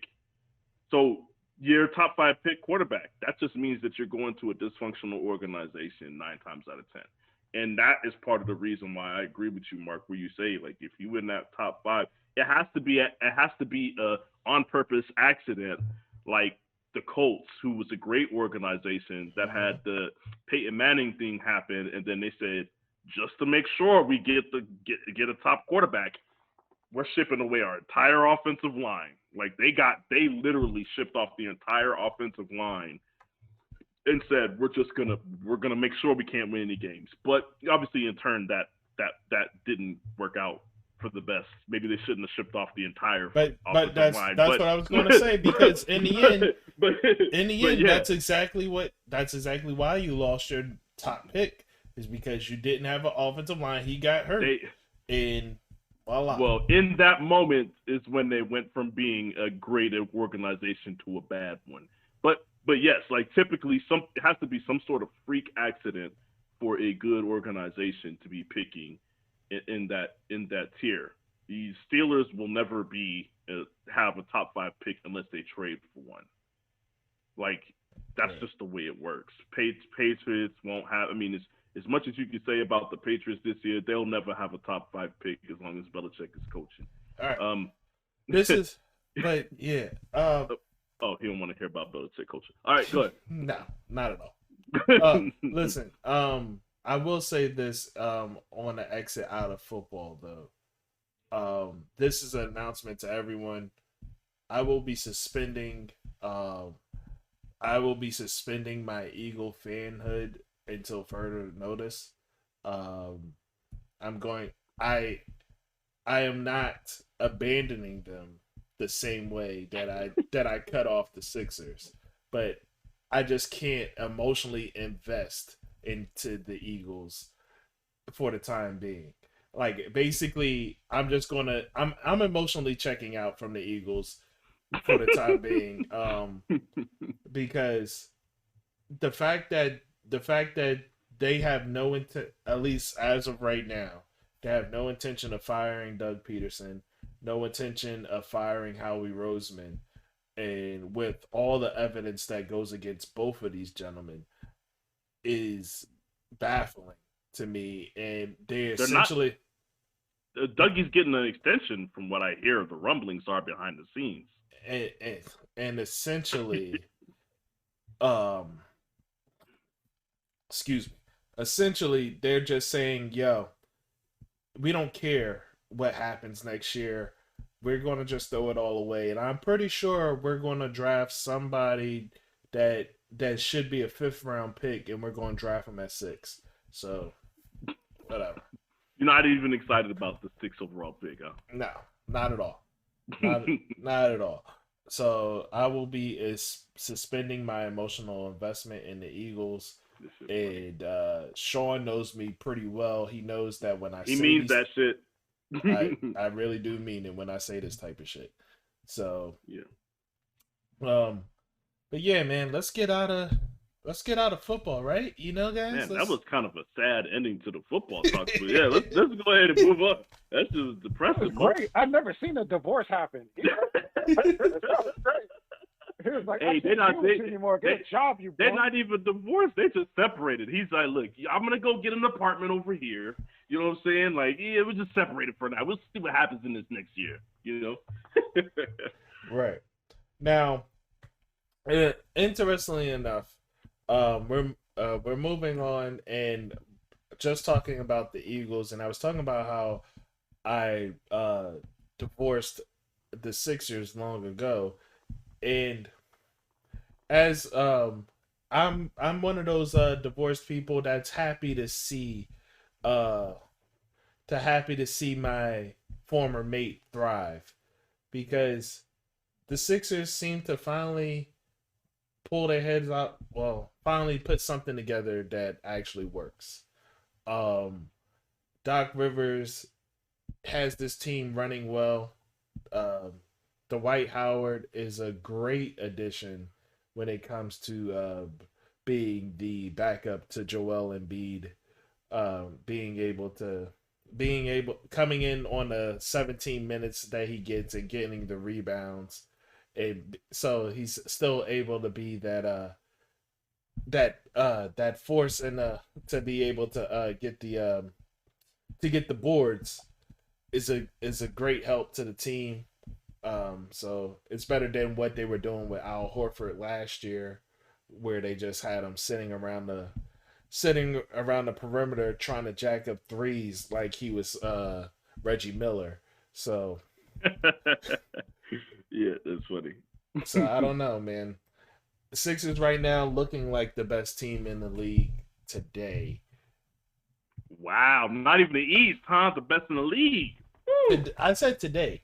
Damn. That's still a statement. That's still a no, it is a statement. It is a statement. No, it is.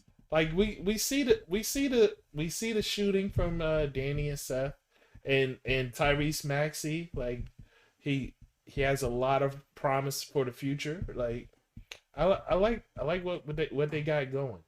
And I'm sorry, was that a we? I almost heard a we slip. No, you didn't. You didn't. Hey, no, you didn't. You definitely didn't. You almost called your ex boo. You know what I'm saying?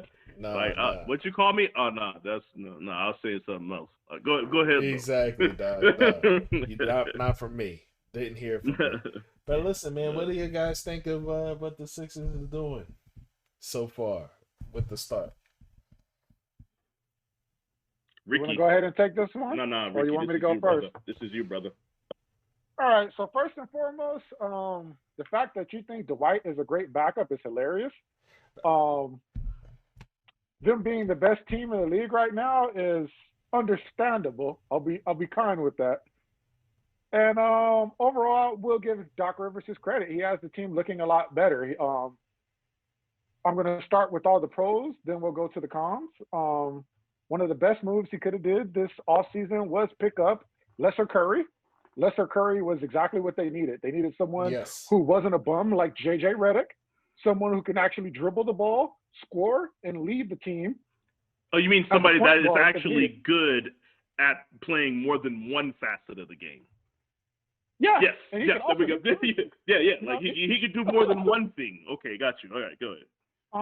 What's the young boy's name off of the? I'm sorry. How do you guys say it? The young bull? Is that how the Philly people say it? The young bull? I'm trying to get that right. Sorry, you're saying it right, but you're definitely saying it wrong. Your accent is off. Go ahead. Yeah. Shake Middleton, I believe his name is. Shake Milton. Milton, there you go. He's doing you guys some service. He's a great and the best addition off the bench. He's been. Oh, so you're accepting it as a week? Because I said that on purpose to catch you. That's your team, Mark. Right? No. But we mentioned Shake Milton.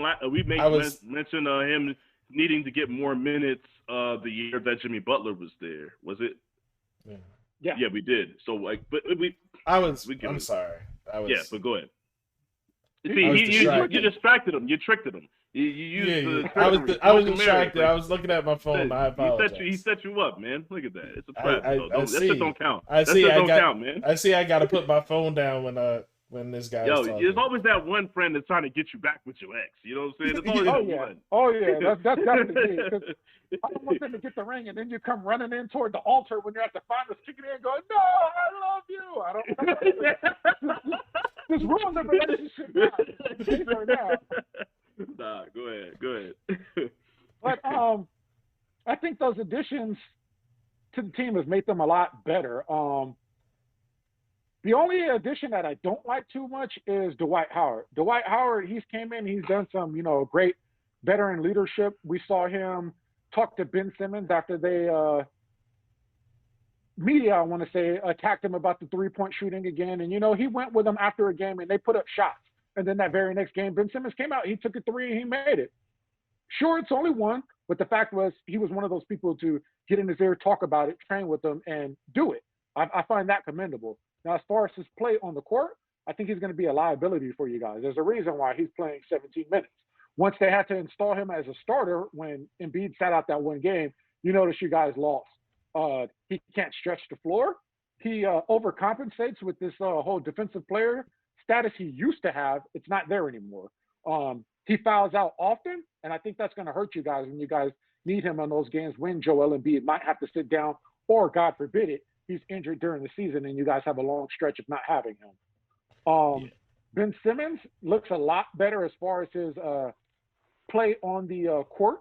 Him having the addition of Seth Curry is allowing him to do less with more, meaning he can be in certain positions on the field. Well, I'm sorry, not the field, on the court, get those passes off and have a reliable knockdown shooter so you can kind of hide him. If need be, he can go over to that corner now, and I think he's going to probably start taking a lot more of those shots in the near future since, what's that boy's name? Dwight is helping him with his confidence and building in that. The only problem he's still having is, why doesn't he take any contact at the rim? I don't know why he shies away from it. He doesn't get to the free throw line. You're a big dude. Assert yourself. Go grab the fucking ball, dunk it. I don't like the finesse things. Are you talking about? That's not working. You talking about Ben? Ben Simmons, yeah. He's not physical. Two things. He's a pretty boy. That's the best way that I could describe it. But he's a guy. Sometimes we get these bigger guys that still think they're little, that have the point guard mentality. You know what I mean? He has this mentality of, I'm gonna work around. He's like, I don't know if you are familiar with dogs. Great Danes are huge dogs, but they don't know that they're big.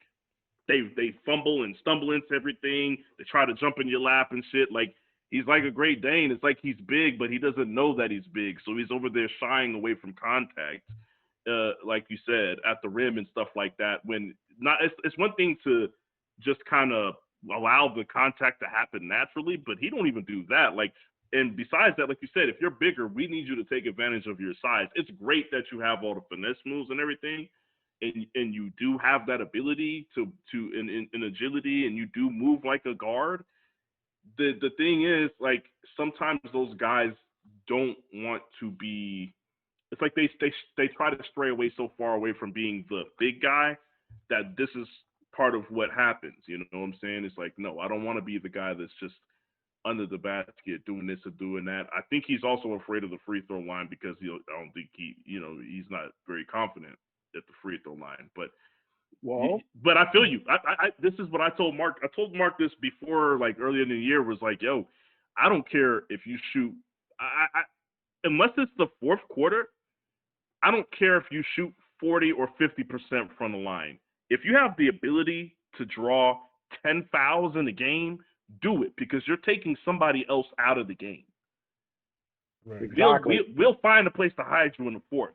But if for 3 quarters you could just take people out of the game with fouls, please do it. And I do agree with you on that. He definitely needs to do that.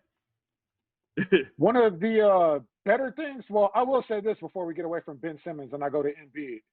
As you said with the dogs, Doc Rivers needs to grab him and then one of those other players and rub their faces together and they get activated and start attacking. And Ben Simmons will be fine. Yeah. You cannot shy away from the free throw line and not take threes. One of them has to give. One of them has on to that roster, Ricky, who is that guy? Who is the guy that is fiery enough to get him fired up? Dwight Howard's going to have to treat him like Kelly Oubre so he feels uncomfortable. He's going to have to talk to him and get in his head. So far, he's got him to take the three. For whatever reason, I don't know if it's his comedic approach or whatever that Dwight Howard brings to the team or whatever. Someone's going to have to do that. Doc Rivers is going to have to get in one of his legendary acts and start yelling at him like he did Rondo to win a fist fight or something. I was like going to say, he's going to have to do something. There's only 2 people on that roster that I think that would be able to get a reaction out of him, or it's the type of personality that might possibly get a reaction out of him, is Dwight Howard and Seth Curry. That's only 2 people. Like, because Seth, to me, the way that Seth plays on the court, he's a dog. Like, but he's also quiet. He's, you know what I'm saying? So like, but he's so quiet that if he does speak, somebody's going to listen to him. So like, but I just don't see it happening. You know what I mean? So I don't know. Like I said, who is that player? You're right. It has to be Doc, because there is no player there for that. So we'll see what happens. Damn sure can't be the Embiid. If Embiid opens his mouth, they're going to have problems again. So you can't do that. But they don't have problems. They don't. That's what they said. That's what they said in the playoffs in the interviews. They said they ain't got no problems. Anyways, go ahead. Yeah, my bad. Go ahead. Sure. The best thing Dr. Rivers has done with this team so far is picking up those players on the off seasons. Joel Embiid's conditioning has shown. He's looked amazing. He's gone in there. He looks a lot stronger. He's not winded going up and down that court. And the final piece of his game has come there. He recognized when the double team is now coming, and he passes out. Maybe that's because of the personnel. Having Seth Curry and, you know, that Shake kid on there, I'd be more than comfortable with going, here you guys go, take the ball, shoot on the double. So yeah, the team's looking great. And to your point that you made earlier when Mark said that they're basically, in his eyes, they're the best team in the league. I understand what you're saying, where you say it's arguable, it's understandable. They're playing the best in the league. That's what I was saying. They're absolutely playing better. That, like, they're on a consistency level, in the high level. Yes, that you could make an argument to say that they are playing the best. I agree. So now, do I think they're the best team in the league right now? No, I don't. But also, you know, like I said, it's the beginning of the season and teams are trying to figure shit out. It is what it is, you know. But like being the best team in the beginning of the season, I don't really take too much stock in that. Listen, just call it is, like, because you're double talking right now. They are the best team. They're playing the best right now. So therefore, they are right now. Now, whether or not you think they're going to be the ones in the end, that's a totally different conversation. We're talking about right now. They are outperforming the other teams. That's just. I just think that there's teams that could beat them right now, but they just haven't played them. But we're not going to get into it. But I'm just saying. No, because that's part of the conversation. Who's that team? Who do you think can beat them right now? Lakers. Like seeing who they are right now. The Lakers. Okay. Well, they're not going to see the Lakers for a long ass time. That's what I'm saying. Like, I can't. We can't. Like, there's no point. We can't have the argument. But anyways. But with that. But getting back to this. Everything that Ricky said, I understand what you're saying. I agree. I do like what I'm seeing. I like what Doc Rivers has done with the team. The biggest thing, that I mentioned before, that me and Mark mentioned before when we talked about the Doc Rivers hire on that episode, me and Mark both felt that Tobias Harris, we were hoping to see Tobias Harris unlocked. And player of the week. But seeing as though Doc was the last guy to get something out of him, and once again, he is unlocked. You know what I'm saying? And this is the Tobias Harris that they were hoping that they were getting when they signed him to begin with. So hopefully, this is something that we'll see. The production, anyways. The production. Hopefully, we see this production and from Tobias Harris throughout the year. My big question mark for Philly though, it's the playoffs. It's always the playoffs. Playoff basketball is different. Right now, they have shown me that they do have the ability. They're showing me things defensively they're playing defensively at the level that I would have expected them to be playing at the past 2 years. That's going to help them in the playoffs. But the question, there's two big things that need to happen. What's going to happen with Ben Simmons? Will they still be able to hide him not shooting during the playoffs? And Embiid, with all the improvements that you've seen so far, will Embiid be able to? Will they be able to, in a pinch, give the ball to Embiid, and will Embiid take up the challenge of dominating another big man in the post when they need him to? Because that was a problem that they had in the past with Embiid, is that he would get these times where they would clear out and he would go one-on-one with guys in crunch time, and he wouldn't be able to perform. So, but as for right now, I don't think there's any cause for concern for the Sixers. I like them. I like them right now. If I had to come up with a playoff situation right now, obviously it's way too early for that shit, but Sixers, if they're going to play this way, I don't see them finishing lower than second in the East. So, all right, that's fair. That's fair. With that said, man, one team that finished second or was second out of the East last year, but seems to have tripped up coming into this year, is the Toronto Raptors. What's going on, man? They're 1-5 start, man. How do you guys feel about that? What do you think is the problem there? Do you think it's just bad luck, or is there a legitimate issue that they need to fix? And get rid of Nick Nurse. Could you give us a little more detail there? Yeah. So everyone said Nick Nurse was this great coach. He's won on every level and so forth. Nick Nurse can't get his team together. He let Ibaka and Gasol walk. Both of them went to LA. Separate LA teams, but those were your anchors. You were known as a defensive team, but you got rid of two former depoys, if I'm not mistaken. Both of them have got defensive players. Both of them, yep. And you replaced that with two horrible centers, Baines and what's his name? Alex Len. Alex Len has been horrible. He's had flashes of offensive play. Baines is the same thing. They can stretch the floor, but then when it comes to defense, that shit's questionable. I don't like Len at all. I don't like him at all. But that's just me personally. But go ahead, continue. And Baines, I've always felt a certain way about him. I know you follow everything Suns, so the reason Baines looks so great is he was a pick and pop person. Now you inserted him inside of a pick and roll system. He can't roll. Totally different. Yeah, totally different. He can't roll, and he's having problems adjusting. You tried to bring him in to use him for offense. That's not there. You can't expect him to use his strengths when you're trying to force his weaknesses. That's not working out. We're seeing it. They have to keep pulling them off the floor because it's not working. You have Pascal. I hate to say it, he's trash. Even his nickname is trash. They call him, what is it, Spicy P or whatever? Like a guy that would have nicknamed like that. I need to pause. I need to pause every time somebody calls him that. But that's just, but they call him Spicy P. That's been called since the playoff run, since the Kawhi playoff run. Yeah.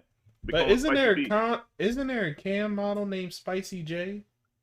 Yes, there is. That's even worse. You see the problem, right? You see where the dilemma comes, right? Like, so. Yo, the fact that you know who Spicy J is a problem, Shawn. The fact that you brought up Spicy J is a problem. The fact that Spicy J made it into a conversation because this man's name is Spicy P is the biggest problem. That's exactly what we're talking about. It's the problem. Yeah. Now, Nick Nurse has all of this acclaim of being this great coach, but he can't get his team together. You put the wrong pieces to this puzzle, and it's not working out. You have a defensive-minded coach that is trying to force offense in, and he's picked the wrong personnel. It's not working. You guys picked the wrong person to be the face of your team because of false hope in the finals. We all know Siakam had a great finals run, but do we know why he had a great finals run? Because you had fucking Kawhi Leonard as the face there. All the attention went to him. Continue. No, what I'm saying is, attention-wise, Siakam was third on the list of attention, because remember, that's around the time that what's his name started going off too, Van Fleet. OG. Oh yeah, Van Fleet. You're correct. So they were just like, it's like Siakam was an afterthought, and it was just like, well, damn, we're worrying about all these other people going off, and he benefited from it. I mean, he seized the moment. You got to give him that much. But yes, you're right. Well, even with that, you have two problems. No one wants to talk about it before. You have two undersized guards in a league now where usually your shooting guard is the size of a small forward, 6'7", going up. Only person smaller than that that's potentially good is worth of note is C.J. McCollum, but he can't defend anybody. Ooh. Yeah. So now you have these two digits that's running your defense in the backcourt. Cool, but you're in the East where all the East's powers are in the front court. Giannis, Embiid, Ben Simmons, now you got to do Aaron Bam. Gordon, but Bam's over there, and you have nobody who can deal with it. Siakam can't do it. He's frustrated. Yeah. He can't score. Okay. He doesn't know how to train by himself. You just have too many things going against you. And you guys gave up everything to get Kawhi. Everything. Yes. And he's not even there anymore. So this is what I'll say. This is, and I wanted to jump in, and this is one of the, you brought up some interesting things that I forgot about that I definitely want to add to my points here, because yes, the sellout for Kawhi is taking effect. These are holes that can't be filled because of that. At least not immediately. I thought it was crazy that Gasol and Ibaka both walked, and this is what I'll say. People don't talk about it because it's not sexy what Marc Gasol does, but Marc Gasol does anything that you need him to do. Like the way that they are trying to use Brook Lopez, the way that they're trying to use Brook Lopez in Milwaukee. Marc Gasol is built for that. Marc Gasol can pass. Marc Gasol can shoot an open three. Marc Gasol can post up. I think he has he has some of the best vision of any center in the league. Definitely the best vision of any like traditional post up center or big man in the league. So you're talking about a guy that is under the radar, that can sneakily have a positive effect on the offense overall just by being on the court, because he also has a high basketball IQ. So all the little things, he's going to always be in the right spot when he needs to be. He's always going to move out of the way when he needs to. He's always going to set the right screen. He's going to do everything right. You know what I'm saying? So I didn't feel like there's a replacement for Marc Gasol. There isn't. Which is exactly why they should have. You have to keep one of those guys. You have to keep Ibaka, or you have to keep Marc Gasol. It's a little bit more manageable if you keep one of the two, but you can't lose both of them. And for the guys that they lost them for, they don't even match styles of play. So Nick Nurse had to go into the season thinking, we got to do something differently. Now, what I'll say is I'll give him some time. I'll give him some time to figure it out. Because it's been 6 games, granted, don't get it fucked up. They should have more than one win. With the roster that they have right now, they should have more than one win. If you're the coach that people say you are, and you have the talent that you have here, you should be able to win more than one game. I think they should at least won 2. Now, with that said, Siakam, this is what I really wanted to talk about is Siakam. I saw some people asking about Siakam and saying, is he really trash and all this other stuff. There's 2 things that I noticed during that playoff run with Siakam, and this is the reason why I didn't want to crown him. I remember I told somebody during that time, I've seen things similar to this before. Like the first year that DeMar DeRozan came out of his shell, people immediately jumped out of the window and said, wait till he gets a 3-point shot. And I was like, I don't think he's ever going to get one. You know what I mean? I was like, the mid-range that he developed I don't think you can ask him to do more than what you're asking him to do. and he's not the type of player that's gonna ever be clutch, or not clutch, but he's never going to be the player that you want him to be as far as carrying a team. I don't think DeMar DeRozan is made to be a number one. Like, there's a lot of things that I saw with DeMar DeRozan when everybody was like, oh, he took this big leap, now we're expecting another leap. I'm like, there's not another leap. He is who he is, right? And with Siakam, what I saw was a raw talent that took advantage of the opportunities that he got because of the system that he was in, and he was being ignored defensively. Now imagine this. I watched him score 22 points here and there in the playoffs. Number one, from the mid-range. When I say from the mid-range, he was not catching the ball out on the perimeter. So he's not taking anybody really off the dribble, right? And the times that he did take people off the dribble from that mid-range elbow area, it was big guys. He was taking centers off the dribble.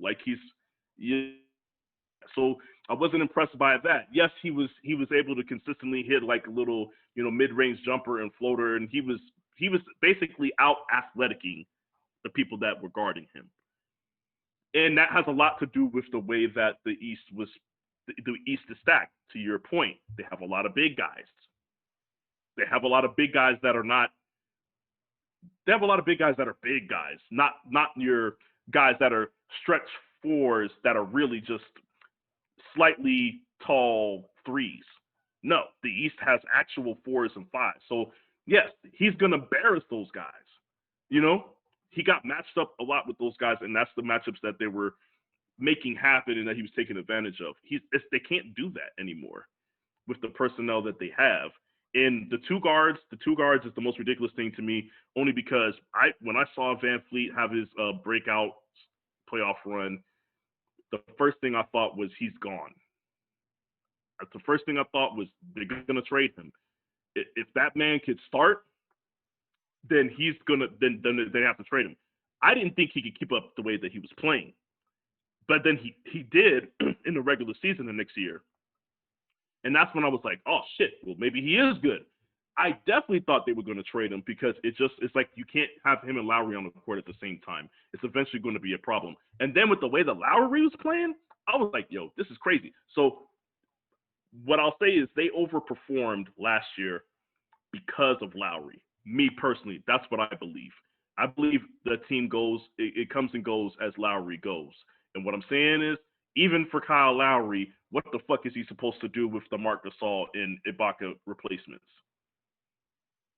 There's nothing he can do. You can't. Siakam can no longer benefit. Siakam has to earn his points now. You know what I'm saying? The hard way.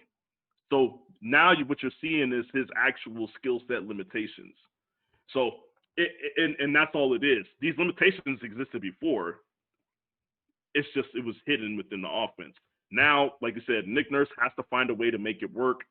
I've praised Nick Nurse a lot on this show, and I'll be honest with you, right now, he is not making me proud. And I'm definitely going to keep an eye on this very closely, because I feel like if he is the coach that I believe him to be, then he will be able to fix this. I would like to believe that a coach that is capable of changing around an offense and being able to change a rotation mid-season and to be able to make in-game adjustments would be able to take the pieces that are given to him and make it work. I would like to think that those two go hand in hand, but I might be dead wrong in this situation. I'm going to tell you why you're going to be dead wrong. He never fixed the offense. The offense was never there. Oh, no. All the points came from transition. And well, I'm not going to transition from the defense, there's nothing he can do. You can't set up your great defenses, your box ones, your triangle twos, all these little special things you do when you got Aaron Baines and fucking whoever the other idiot is on the floor. But this is what I say. I wouldn't say fix. I never said he fixed any offense, because I believe during Kawhi, pre-Kawhi, post-Kawhi, honestly, I feel like the offense was the same. But I mean, not as far as just how it was ran, but production-wise. So like, I never thought he fixed any offenses. I'm just saying that once, like for example, when he had the additions of Ibaka, and when he went and got Gasol right before the trade deadline, he found initially he didn't find a way to integrate them into the offense. Remember, or into the lineup. Remember, it didn't happen. It didn't happen until the Philly series in the playoffs. But what I'm saying is, if he was able to make that adjustment at that point and make an adjustment like that and then have it work, you would think that he'd be able to figure this out. So I'm giving Nick Nurse another 12 games. He's getting 12 games that'll be to figure this out. Your heart is going to be broke. I'm going to 12 games is a lot. What I'm saying is, by 12 games, he should be winning consistently. I'm gonna say this and pass it to Mark. Nick Nurse is as bad as a coach as everybody claimed that Steve Kerr is. He was gifted a team that was already put together. They won him a championship. That shit got broken apart, and now he doesn't know what to do. He is a fraud. Steve Kerr at least has our team winning games now. Well, and I will say this, just for the record, me and Mark did say it wasn't an amazing feat to remove a small forward, an all-star small forward in DeMar DeRozan, and then insert basically DeMar DeRozan that also is a defensive player of the year candidate. It's not like you basically sprinkled a lot of defense on DeMar DeRozan and then you started the year. Like there was exactly. You basically have the same exact player on offense that just plays more efficiently. So yes, it was a very easy transition. So I wasn't impressed by the Toronto championship, if you could tell. But go ahead, Mark. Nah, you guys are saying a lot, honestly, because the former head coach, whose name escapes me right now. Who was the coach there before? The Rickey. Do you remember his name? Oh, he's on the Pistons now. Oh my God, I could see his face, but I can't remember. I could always see his face. Hold on. I'll just look it up real quick. Yeah, I'm trying to find it right now. Dwayne Casey. There you go. Dwayne Casey. So, yeah, Dwayne Casey. Essentially, he had that team. He had Toronto running on all cylinders, when he was there, and essentially he got fired because they wanted, I guess they wanted Nick Nurse, and the excuse one of the excuses that they used was the benching of DeMar DeRozan in the playoffs. He needed that bench, but dog. but that benching was 1,000% the right move. Like that benching was the absolute right move, and so you are correct in saying that he was gifted. He was gifted a team, but unlike Steve Kerr, he was gifted a team and then given an addition, like he was given a huge addition. So, and now we see this year we're seeing what it looks like without that addition. Like I honestly, I can't point to exactly what's going on with this team as of right now, being 1-5, and mostly for me is because like I just haven't been following Toronto all that closely, so I was just listening to you guys and taking in your points here. But I will say this, like I don't think that this is something that will remain. I think they'll be able to turn it around. And it's very early in the season. 1-5 start. I think what I do think is the issue, or what could be the issue, is playing the teams back to back. Like playing the same teams back to back could be the issue, especially if you're already, like, if you don't have your shit together already, like going against the same team again, it's not going to help you. That still also points to what Ricky's talking about. That's a head coaching problem if you can't win a back to back. If you can't win one out of the two, Like and this is what I'll say. To me, if we zoom out instead of being zoomed in like me and Ricky were, if you take a look at them as a team defensively, you will probably see that they were in the top 3, Mm-hmm. and they probably dropped at least 20 positions defensively. And that's where the only way to make up that gap, because I'm with him, there's no way that you can fill in that gap defensively with the personnel that you have, is you have to be creative offensively. And since that's not his strong suit, I do agree with Ricky. It's probably not going to happen, but you know what I'm saying. I didn't praise this man too much to bail out on him right now. But yes, the future looks bleak, because if you're going to be giving up points, then well, goddamn it, you better be unstoppable offensively. Yeah. And if you were, and like Ricky said, if you were eating offensively because of your defense, then you're going to be in for a long season. Yeah, I guess. Well, I'm on the side of you. Like, I don't think, like, I'm just not bailing out on what. I'm not bailing yet. Oh, I'm not bailing out on what that could be just yet. Honestly. That's your pride fucking with you. Maybe it is. I don't care. I don't care, man. I'm rocking with him. You know.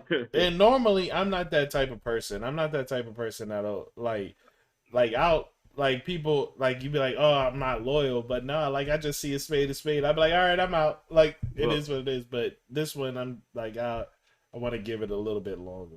Well, I'll tell you. Okay, Ricky, here's just to get you to understand how I feel. I have a thing about coaches that can't adjust in game. Yeah, I'm just biased against coaches that can't really adjust in game, or don't adjust as well in a game or from game to game in a series. I really despise them if they can't.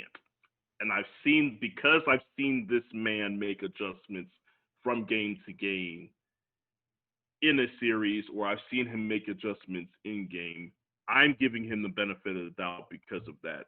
Because I know that now, like I said, the two might not be synonymous with each other. Just because you can make those adjustments with a great roster does not mean that you can create a whole new system or make a bigger adjustment with a lesser roster. So I'm coming to that realization.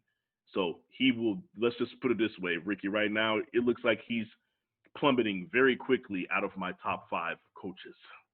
Very quickly. I mean, he's not even going to be top 10 if he keeps this up. I'll close it like this. Our Warriors got their ass destroyed by Portland. It got Dame talking out the side of his ear saying, you can't do this, you can't do that. Then everybody ran and said, it's the coaching. He's trying to force these people. How did we answer back? We blew them the fuck out. And Curry put down, 62? That was a lot of coaching. Whew. That was a lot of adjustments. That was a lot of stand here, do this, yeah. hear this. Why can't Nick Nurse do it? Yeah, I'll say this. But I will. But to your, that's a good question. That's a good question, and also to that point, it took games to be able to do that. It wasn't like it was one. It took. Hold on, something's going. Is this not the same season? Yeah, I know it's the. I'm not saying it not happening within the season. It definitely is happening within the season. I'm saying it took 1 or 2 games. Like maybe Nick Nurse just needs a little more time than he just needs to come. To counter that, to counter that. Okay, at the very least, I think they had Norman Powell without for maybe 1 game, which is their 6th man. Cool. You didn't have your 6th man. You guys both started around the same time with this new staff. You guys have both played the same amount of teams. You guys have both played these teams back to back. We've actually had Draymond way less games with way less practice. Yeah. And we're able to overcome this by switching up by the next game. Nick Nurse, you're supposed to be this collegiate, really dope coach that's won on all levels. And your famous box 1 was able to defeat Steph Curry and Giannis Antetokounmpo to get you this magical trophy. Now, within 6 games, well, let's just say 7 games, you can't adjust. Isn't that the same amount of time as the series? 7 games? You can't figure out how to use your team? Well, this is, and I'll tell you Sure, what it's not the same team. I'll tell you what the problem is. I'll tell you what the problem is. It's as bad of a coach is not as bad of a coach, but we here don't think of Steve Kerr as being as great a coach as people say he is. But the one thing I can tell you right now is Steve Kerr attempts every single game. He does not waste any games. He attempts every game to make an adjustment to a lineup. He is pressing buttons and trying to see what sticks. At least he's trying, because I do not see Nick Nurse trying right now, Ricky. Am I wrong to say that Kerr is doing more and trying more things with the lineups than Nick Nurse is right now? No, because he's a coach, so he's coaching. Hey, you know what? Hey, you got no arguments for me, brother. You got no arguments for me. But you're right. Yes, like Steve Kerr is doing what I want him to do this season so far. This is what I hoped I would have saw last year, but you know what happened last year. But now we're getting an opportunity to see it, because this is the test. I never threw Steve Kerr all the way out the window before, just because I'm like, no, I need to see him. He's going to have an opportunity to prove it. You know, Steph is going to have he's going to have an opportunity to prove a lot of things this season too. And so far, even though it's a slow start, I like what I see with my eyes, Ricky. I like what I see with my eyes from Golden State, where they are letting these guys figure out. They're not just, if they're trying to fix it. And I can appreciate that on a coaching level. I'll leave you guys with a parting gift for Golden State, because I don't want to take over the show with talking about my team from fandom. But the biggest adjustment that's happened with Golden State, and I want you guys to pay attention, listeners and yourselves, when you guys watch the game, Curry figured out that Curry has muscles now. Curry's using his game. Instead of that up-tempo, he's slowing down, and he's actually drawing the fouls. He's using his brain. Oh, you're going to jump over when I pump fake? Kobe, lean into you, shot off. Okay, I'm going to get to the foul line. He's playing a lot smarter. The game has slowed down, and I think we're finally seeing Curry's Super Saiyan 3 or Super Saiyan God mode, because his ability to use his IQ in game now versus being flashy. Well, you know what? Well, Super Saiyan God mode for him would be if he started slashing to the basket, but which he did last game. Yeah, I don't know if you watched the last game. No. He did. Well, that's the reason why he scored. But this is what I was going to say is, if he. When I say starts, I mean consistently. Becomes a consistent thing. I think all three of us are going to agree on this. Is for a year like this, where you don't know what the hell you're going to get out of guys like Wiggins and Oubre, you could hope that they're going to come around. Maybe they do. I feel optimistic about it, whatever. But in the meantime, you have to you can no longer look at it as outside in if you're Curry. I would love to see him play inside out, because guess what? All it takes is a slight hesitation. If they are afraid that you're going to take them off the dribble and take that shit to the rack and get an M1 or whatever you're going to do, that gives you that slight hesitation when you pull up now. It's going to get him more open looks if he plays inside out. And I'm not even talking about like fully inside out. I just want him to be like maybe like a 40, 60, 35, 65 split, where he's just taking into the hoop maybe 40% of the time, just to open up a little bit more space to get the guys to play off of him. You know what I mean? That should open up his shooting, and I think it'll make him a more consistent shooter, and I think it'll make him a less streaky shooter, because he goes through his bad streaks. So that's what I would love to see from Curry. So he will get all the praise in the world from me for making that adjustment. I also feel like it's also Coach Kerr, Kerr's place to be encouraging that. So we getting there. Remember you heard this here first. Yep. It's bully ball Curry going forward. Go back and watch some of the tape. He's grabbing folks after he's finishing. He's pushing them. Curry just figured out he has size on him now. People are not paying attention to it. Curry went from 180 to he's 195 now. He has some size on him. And that's the thing. One thing that people forget is Curry's 6'5". Curry's 6'3". Is he 6'3"? I believe he's 6'5". 6'3". Okay, maybe not. But okay, maybe that's an exaggeration. I'll let you know. Being 6'3", weighing 180 is tiny. Like He's 195 now. like But being if you're 6'3", 195 in today's NBA, you got size. when I weighed 180, like coming out of tech school and being 6 foot, I thought I looked like a rail. Like I was like what the I thought if you're a muscularly lean 195, that is big. Yeah. Like Curry can deadlift 600 pounds. Yeah. See, that's what I'm saying. Like Curry, if you said bully ball, like I don't know if I'm gonna ask you to change the name of what you're calling it because bully I feel like you should take that part out of it. But you know what? I'm gonna watch now. If you're gonna call it bully ball, then I gotta watch bully ball. I gotta watch. Go watch what he did to CJ. He kept pushing into him, using his shoulders. He's initiating contact when he dips now. Even after he did a layup on CJ, he went out of bounds. He came back. CJ was standing there. He grabbed CJ by his collar and pulled him back and looked at him. Was like, "Yeah, bitch." He found out he has size and he's trying to use it now. Is he going to get physical on defense and actually do some on defense? That's the question. Oh, you haven't been watching then. His defense got better. Now this is the funny part. This is the funny part. Everybody who's watching that doesn't know me is going to look at me and see these Warrior things and think I'm supporting Curry. I fucking hate Steph Curry. That's why I have a Klay Thompson's my favorite. Curry is doing all the things that all the flaws in his games. He's fixing now. Defense. He's been fighting through screens. He's been running up. He'll foul somebody now, and he doesn't even get upset. He just be like, "I did it." And I'll say this for the people that think that we knock Curry a lot on this show, or just know him as a person. The things that he's trying to improve this year, these are the things that we wanted to see from him 4 years ago.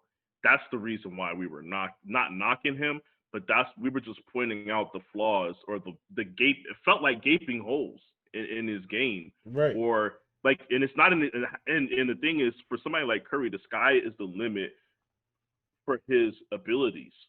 Based on his abilities and his skill sets, the sky is the limit. So when people want to crown him and say, like, people wanted to crown him so early and be like, yo, he's this and that as a point guard, I'm like, yo, you understand, like, I'm not giving him credit for playing below his potential. As great as he is, as great as you've seen him, he's been playing below his potential this whole time. And that's the one thing that I want people to understand. We wasn't knocking him just because, we're just haters. It's like, yo, if you understood I'm a hater. Potential, you're a hater. But then you're also a Golden State fan and you love Clay. So, but if you understand Curry's potential, you will understand that, like, if Curry plays to his potential offensively and he puts in the effort defensively, he could be in that top conversation for best point guard of all time. He could be possibly the best point guard of all time without being in the top five of court vision for a point guard, which would be insane. Right. Because when you talk about the top guys, you're talking Jason Kidd, you're talking Magic Johnson, you're talking all guys that were able to just go into a zone to where they just dissect what's happening and just pick it apart. I don't think Curry will ever get there because that's just something that I feel like that's just a talent that people are just born with. The offense doesn't allow it. The offense is too high IQ for him to even have to worry about it. It's a luxury that was taken from him, to be honest. Yeah, so he wouldn't even have had a chance to develop it. Got you. I see what you're saying, but I'm saying, like, I'm not expecting to ever see that from him. But if you're gonna tell me that Steph Curry can shoot at the efficiency that he's shooting and still and be able to be a middle of the pack to above average defender, it's a wrap. That's it. So, yeah. Well, fellas, I'm going to say this. It seems like we ended up hitting all our topics in a roundabout way. We definitely took the scenic route. Yeah, because everything just kind of went off the rails a little bit, but that's cool. I like it. I like to see new things. I played less host and more moderator this time to keep us going on track, which is kind of cool. But with that being said, man, we are hitting that clock, hitting that time. I would love to have Ricky on again next week if he's available. That'd be Yeah, I can do dope. Excellent. And we'll see what next week holds for us, because we got football playoffs this weekend, fellas. Lord, please don't let the Seahawks lose. If the Seahawks lose, I'm gonna have to look at these motherfuckers. Please just let us win this first game. Mark. Yo, you know, I got my Russell Wilson shush memes lined up, dog. They ready? No, you don't. hey, no. You know what? You know what I will say, Mark? And I'm gonna take this shit back. I usually don't do this, and I don't do it in this fashion. But I'm about to walk back damn near everything I said about not liking the playoff situation this year. Because at the end of the day, Mark, you know what I found? Once all the teams got locked into place, I immediately found myself excited about seeing 6 games instead of 4. And I hate that. I hate this about the NFL. It's like, I don't care. Just give me more NFL, baby. It doesn't even matter. Like, I don't even care about all the other shit I was talking about last week's episode. Right now, there's 6 games, and in all of them, I think either team can win. That's just where I'm at, and I'm like, please, like every team has a chance, and as long as every team is going to have a chance, and people think the most ridiculous situation is the NFC East. You got Washington playing Tampa. They have the defensive pieces. Everybody knows Tom Brady sucks under pressure. Listen, so man. He's a monster. Taste and Sweat. Montez is a dude as a defensive end that ran at 4.40. Like, these are problems. Boy, we gonna be here for 3 hours. Next week. Stop. I'm looking forward to it. Yeah. Like, he does this a lot. Where he, like, I do try to sneak in plays at the end of the game after the whistles blow. Yes. Yeah, like he's a cheap shot artist. Yeah, all right. Yeah, like, he make you want to keep talking, and I'll be like, dog, gotta go. Nah, my bad. Yeah, I'm gonna throw some shit in there you can't debate. I'll be done talking. I find it hilarious that you want more football but less basketball. That's a throwback to last episode. That's hilarious. Well, listen. Yep. Listen, no, but see, I'm not of that mindset. I think football is perfect. I think the setup football that it had, I believed it to be perfect as is. Yeah. Like, and I think anything else was greed. Yeah. But look, man, if y'all, I'ma just, well, yeah. Let's just end this and we'll talk. Yeah, so talk off cam. Yeah. Yeah, so link, like, subscribe, sub to the channel. You know what it is. Sub to the YouTube. Follow us on Facebook. Follow the eye test. Follow me on Twitter. I'm going to start being active, man. Your boy Silent Partner. I'm going to throw that on down here in the description on YouTube and throw it into the anchor as well. Like, start being active during these games. So if you want to interact with me during the games, follow me on Twitter. Follow the eye test on Twitter, Instagram, Facebook, and also shout out to Ricky and the Wait Till You Hear This podcast, man. Every Sunday, new episode is out every Sunday. So if you enjoy Ricky's jokes, you get more of that with him and his co-hosts Dane and Darius. So with that being said, we out of here. Thank you guys for joining us. If you fuck with us, we fuck with y'all. Peace.